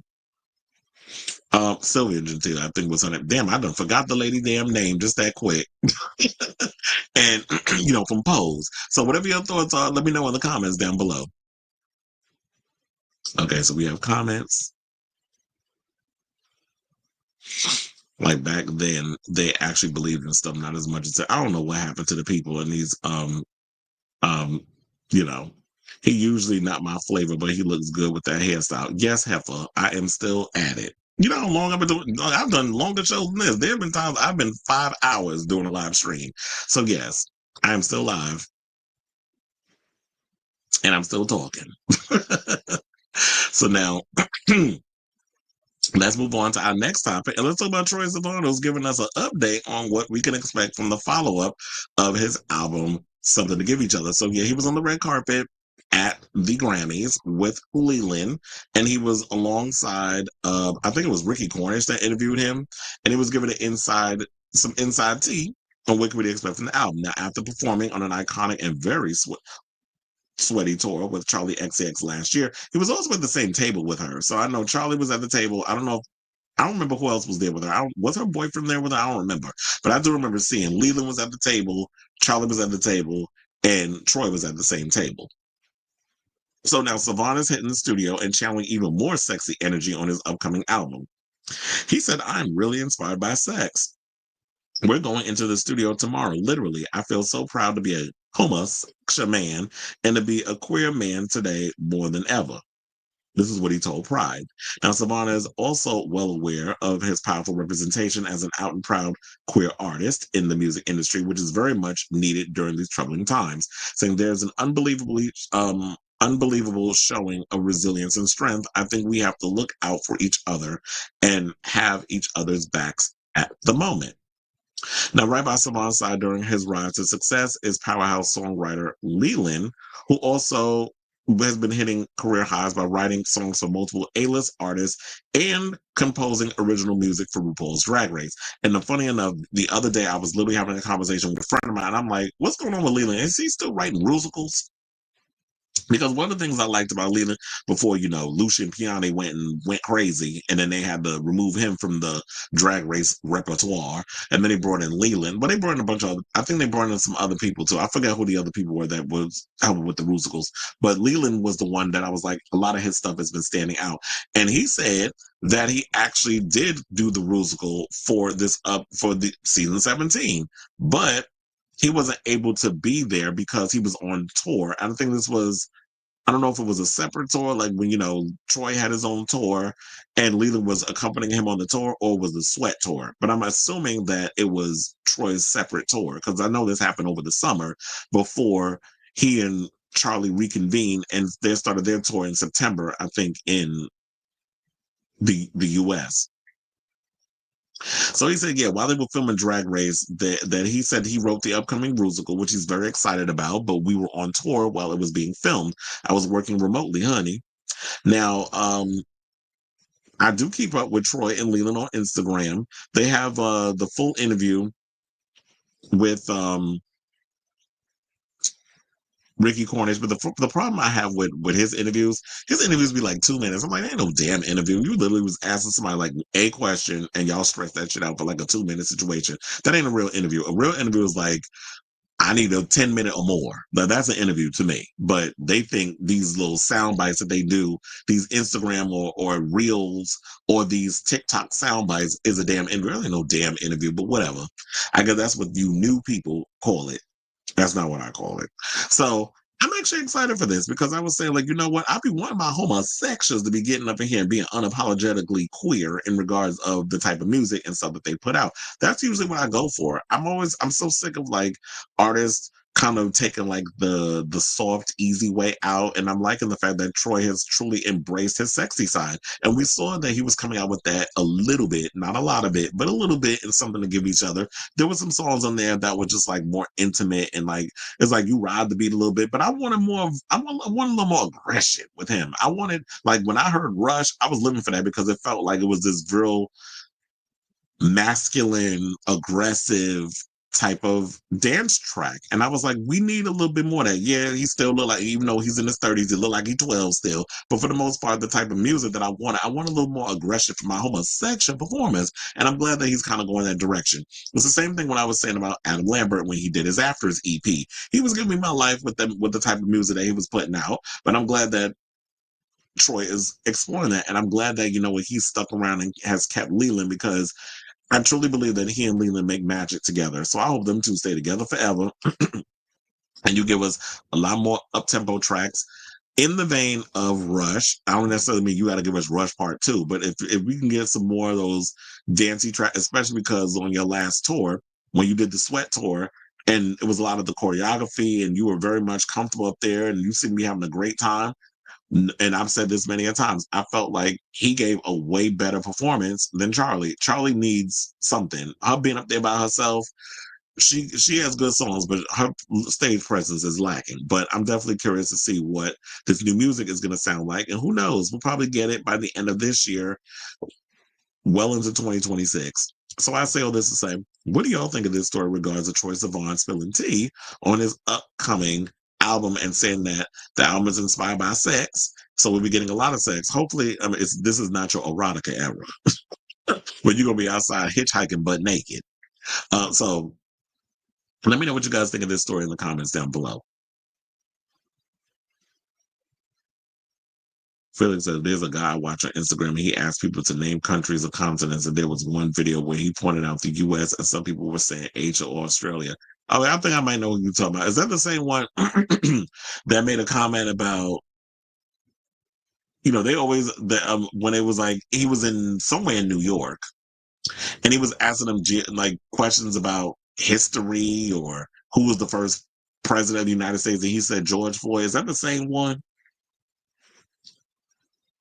Troye has so much potential, even if he never does reach top 40 radio levels of fame. The world just needs to be more open to homosexual women, but not an openly. And we've had this conversation on the show. I'm trying to think, like, I think Robert was saying that, and we were saying, like, yeah, they're more open to a lesbian. So y'all love a chaperone, but we'll pay, a male queer artist dust.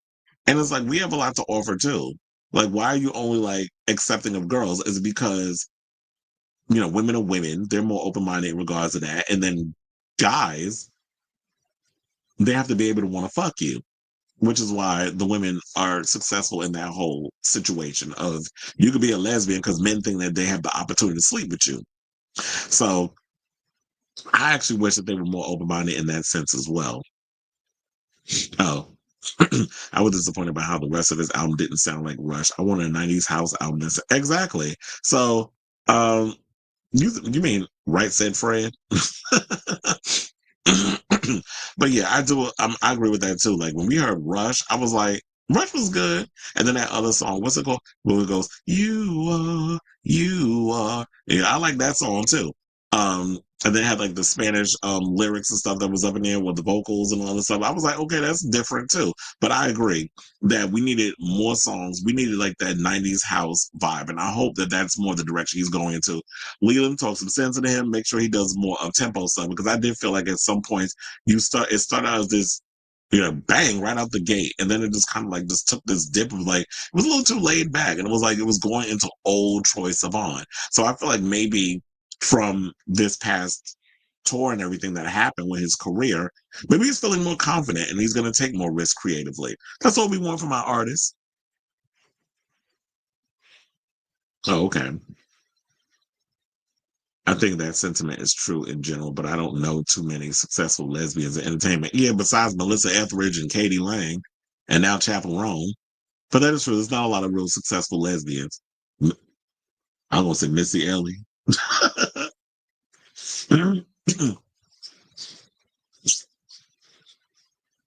Latifah, Alicia Keys. That's why I said when she was giving Alicia that award, I said, oh, look, the Bulldaggers supporting Bulldaggers. Go ahead now. Okay, so now let's get to our final topic, and let's talk about Dan Benson from Wizards of Waverly Place saying that he's ready to shut down his OnlyFans after more than 2.5 years, and he's talking about that he want to get back into legitimate acting. So, Dan Benson, who played Zeke on Wizards of Waverly Place, is ready for a career change, and he said the following. He said, I think I'm done. This is what Benson 37 said in a since deleted TikTok video per multiple outlets. When I made the decision to start an OnlyFans page, I thought I was doing it for the right reasons. Benson, well known for his role as Zeke Beakerman on Wizards of Waverly Place, noted that he launched his OF to earn money for his elderly dog that needed a lot of financial help with his medical bills. Additionally, Benson said that he was tired of being so poor and feeling like I was being taken advantage of. But welcome to Hollywood, because this is what they are. Like, a lot of people sit up in here thinking that when you work in this industry that you got so much money. A lot of these people out here running around broke. They make their money, but then they have to pay agents and managers and all these other people. They have a whole team of people that they have to pay. Plus, you got to pay your taxes. And then you get to see a little bit of, then you just hope and pray you got enough for yourself to support you until the next big gig comes along. So he continued by saying, I think after years of doing this, it's starting to weigh on me, and I'm going to pull away for a while to take some time to reflect. I might go back into acting. I might just go and get a normal job and disappear, just be a normal person. I don't really know. Benson went on to state that he hoped he could remove some of the stuff that is already out there, cautioning others interested in becoming OF creators to be thoughtful. Now, Benson's OF page, which he launched in 2022, is still active as of Tuesday, February 4th. He has also built a large social media following since his Disney Channel days, garnering over 101,000 followers on Instagram and over 258,000 followers on TikTok. Now, Benson made a handful of appearances on shows such as Phil of the Future and Zoe 101 before joining the cast of Wizards of Waverly Place.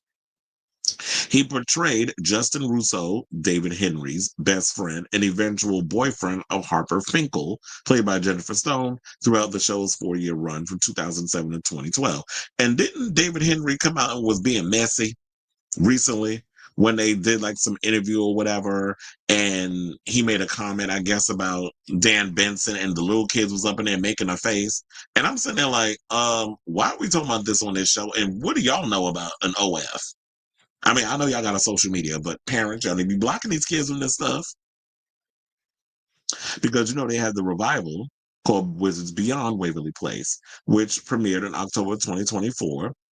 And Benson revealed that Henry had blocked him on social media, saying, "We pretended to be best friends for years. How could you do this to me?" Benson captioned in October 2024 IG video of himself pretending to cry over a screenshot of Henry's X page with Twitter page with a notification that read, "@David Henry blocked you." Yeah, we talked about it on the show. The Henry's decision to block Benson came shortly after he and the Wizards Beyond cast participated, yeah, this was what it was, in a BuzzFeed quiz where they were asked to select an original Wizards cast member to make an appearance on the reboot.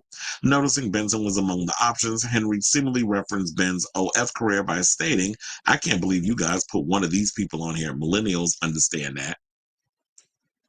Now, Benson, for his part, replied in a clip from an interview that circulated on Twitter, writing, "David Henry can suck my dick. I'll pay him more than they paid me for Wizards. I promise you that." Henry exclusively told Us Weekly in June of 2024 that he hoped to have everyone from the original series back throughout the lifetime of the show, blah, blah, blah, so on and so forth. And I heard that David Henry is very conservative, which is why he pretty much was saying, which is why he said what he said. But here's the thing with Dan. Dan sounds like your typical content creator that is pretty much burned out from the amount of content that he's been putting out. And I know a lot of times when it comes down to situations like this, you need to take a breather. You need to step away from doing the content because it can be overwhelming. It's a lot of work and a lot of effort that goes into it. It's like similar to what I'm doing. Like I'm sitting here running my mouth for, well, at this point it's 3 hours into my show, and you don't realize, like, once you're done with performing, then comes the other parts, which is the promotion, the editing, the uploading the videos and stuff to other platforms, so that way people can come and watch what you're doing, and then hopefully it gets to a point where they want to spend money and see you perform. And even Dan Benson said recently that because it was a whole thing that came out about queer baiting. And I remember I brought this up in a previous conversation about that. And he was saying, like, do people think that he is queer baiting because he makes his content specifically for gay men? Because he knows that women aren't subscribers to OF. Women aren't the ones that's out here. But I mean, maybe there's a rarity that there are some women that do look at, I mean, there are women out here that look at gay corn.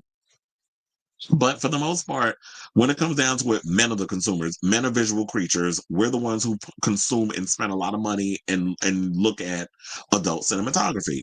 So when you're looking at someone like a Dan Benson, yes, he gears his stuff towards the community because he knows that's where the money is at. And people who watch Wizards of Waverly Place and grew up with that, now they're seeing somebody they grew up with doing adult entertainment. They're, playing into that, and they're giving him his money. And he said that he made more money doing this than he did from working a legitimate career. Henceforth, why a lot of people who have regular jobs get into adult entertainment, because the money is there. Whereas if they were actually being paid a livable wage, people wouldn't have to resort to doing this type of work. I wish people would look at it that way rather than being judgmental and sex negative. But now I wonder about him, because now that you've put yourself in this position, now you want to go back and say, I don't want to do this anymore and I want to get a regular job. It might be hard to hold down that job because we've heard many stories of people who did this type of work, who had a regular job, and the excuse was, oh, people at the job are distracted by what you do outside of the job, so therefore we cannot have you here. So then he's going to end up not being able to hold down a job because someone's going to hold it against him, which is going to have him resorting back to coming back to this profession because Americans are so damn uptight about sex. So I don't even know if you would be able to get into a legitimate job based off of the way people act and the way people treat sex workers.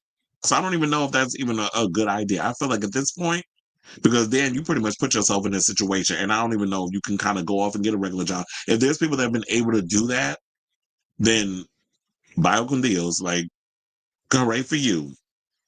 Leave it in the comments and let people know, like, how you were able to do that. So in this situation, I feel like what he needs to do is take a break because, sometimes adult performers do that. They recommend take a mental health break, take a couple of days off. If you have some content that you have already filmed, just schedule it where you could just put that out there. Take a break, recharge, refuel, and then when you're ready to come back, you'll come back. But like I said, if they actually gave people a living wage during adult performances, we would not be a lot of people wouldn't have to resort to doing adult work. So shout out to you, Dan Benson, and good luck on whatever decision you decide to make on your career. So I want to hear from you guys. What do you think of this story in regards of this whole situation? I also want to give a shout out to Crotch Daddy because I love me some Crotch Daddy, and he was out here talking about how stop trying to make him choose a side in regards of his sexual orientation, because he was like, 1 minute I'm pan, the next minute I'm bi, I'm this, I'm that. And I'm like, just be you. Who cares about all these labels? These, labels are so damn lame. So that's why I was just like, be yourselves out here in these streets. So whatever your thoughts are on this whole situation, let me know in the comments down below. Felix said David did a voiceover in one of my favorite anime movies, The Secret World of Ariete. Not Ariete. Come on, Drag Race. Is that where she got that name from? Which made me wonder it's funny how you just literally said that. You want to know something? I would not be surprised if Ariete is a anime queen, because the way she paints her face and then she does like the elf ears and all other stuff, I would not be surprised if she's deeply inspired by anime. I can definitely see that. I think you're forgetting that women are top 1% of OnlyFans. I mean, that may be, but I'm like, are women really subscribing and watching? Because the way he was talking, it was like men subscribe to his stuff more. I do believe that women watch adult performances. Women watch gay porn more so than a lot of the men. I mean, when it came to same sex anything, women were pretty much watching it. Like Queer as Folk, the biggest audiences were women. It wasn't even gay men. But gay men were the ones complaining about Queer as Folk. But for the most part, women were the ones that were supporting that show. Anything where it was like a legitimate gay cast, women were the ones that were supporting and watching. Well, remember a mandatory meeting said, yeah, I remember. What did she say? Oh, yeah, she did. It was a ghostwriter situation where people thought they was literally talking to the artist that was doing the OF, and she was the one that was on the other end pretending to be said celebrity. And women are the ideal sex symbol. I can name more women that are... I believe it. But anyway. All right, guys, we're at the end of today's show. I want to thank you all for tuning in to the latest episode of Chris Avalon Unfiltered. If you can, please hit that like button, that subscribe button, and also smash the notification bell so that way you know when we go live with a brand new episode of Chris Avalon Unfiltered. I'll definitely be back on tomorrow with a brand new episode. Lord willing, there's some interesting tea to spill, but that's what's been keeping me going. And I definitely appreciate all of you who have been in the comments and continue to support the show, as well as the new people that have been subscribing to the channel. The numbers are only going up, and I definitely appreciate it because the more people subscribe, the more coins I get monthly, for doing this, because yes, this is a monetized show. So love you all for watching. And for those of you who always give me the super chats and super stickers and all this, I would definitely appreciate y'all as well. So love you all for watching. And Sailor Mermaid says gay bi are slowly desensitizing from G4P performers, which I'm actually yeah. That's why I love that whole Crush Daddy situation where he was like, you know what, I'm just me, and he likes, he's been exploring the sides of himself, and he's been feeling like he's been forced to kind of pick a side and choose a label. And I think in society, was big on the whole what's your pronouns and this that, and the other, and it's like it's so annoying with that. Let people just be people. But yeah, these gays, okay, child, y'all need to go somewhere. I'm tired of y'all. Especially like Timothy Champagne smelly ass, allegedly. So I love you all for watching. And until next time, ciao, darlings.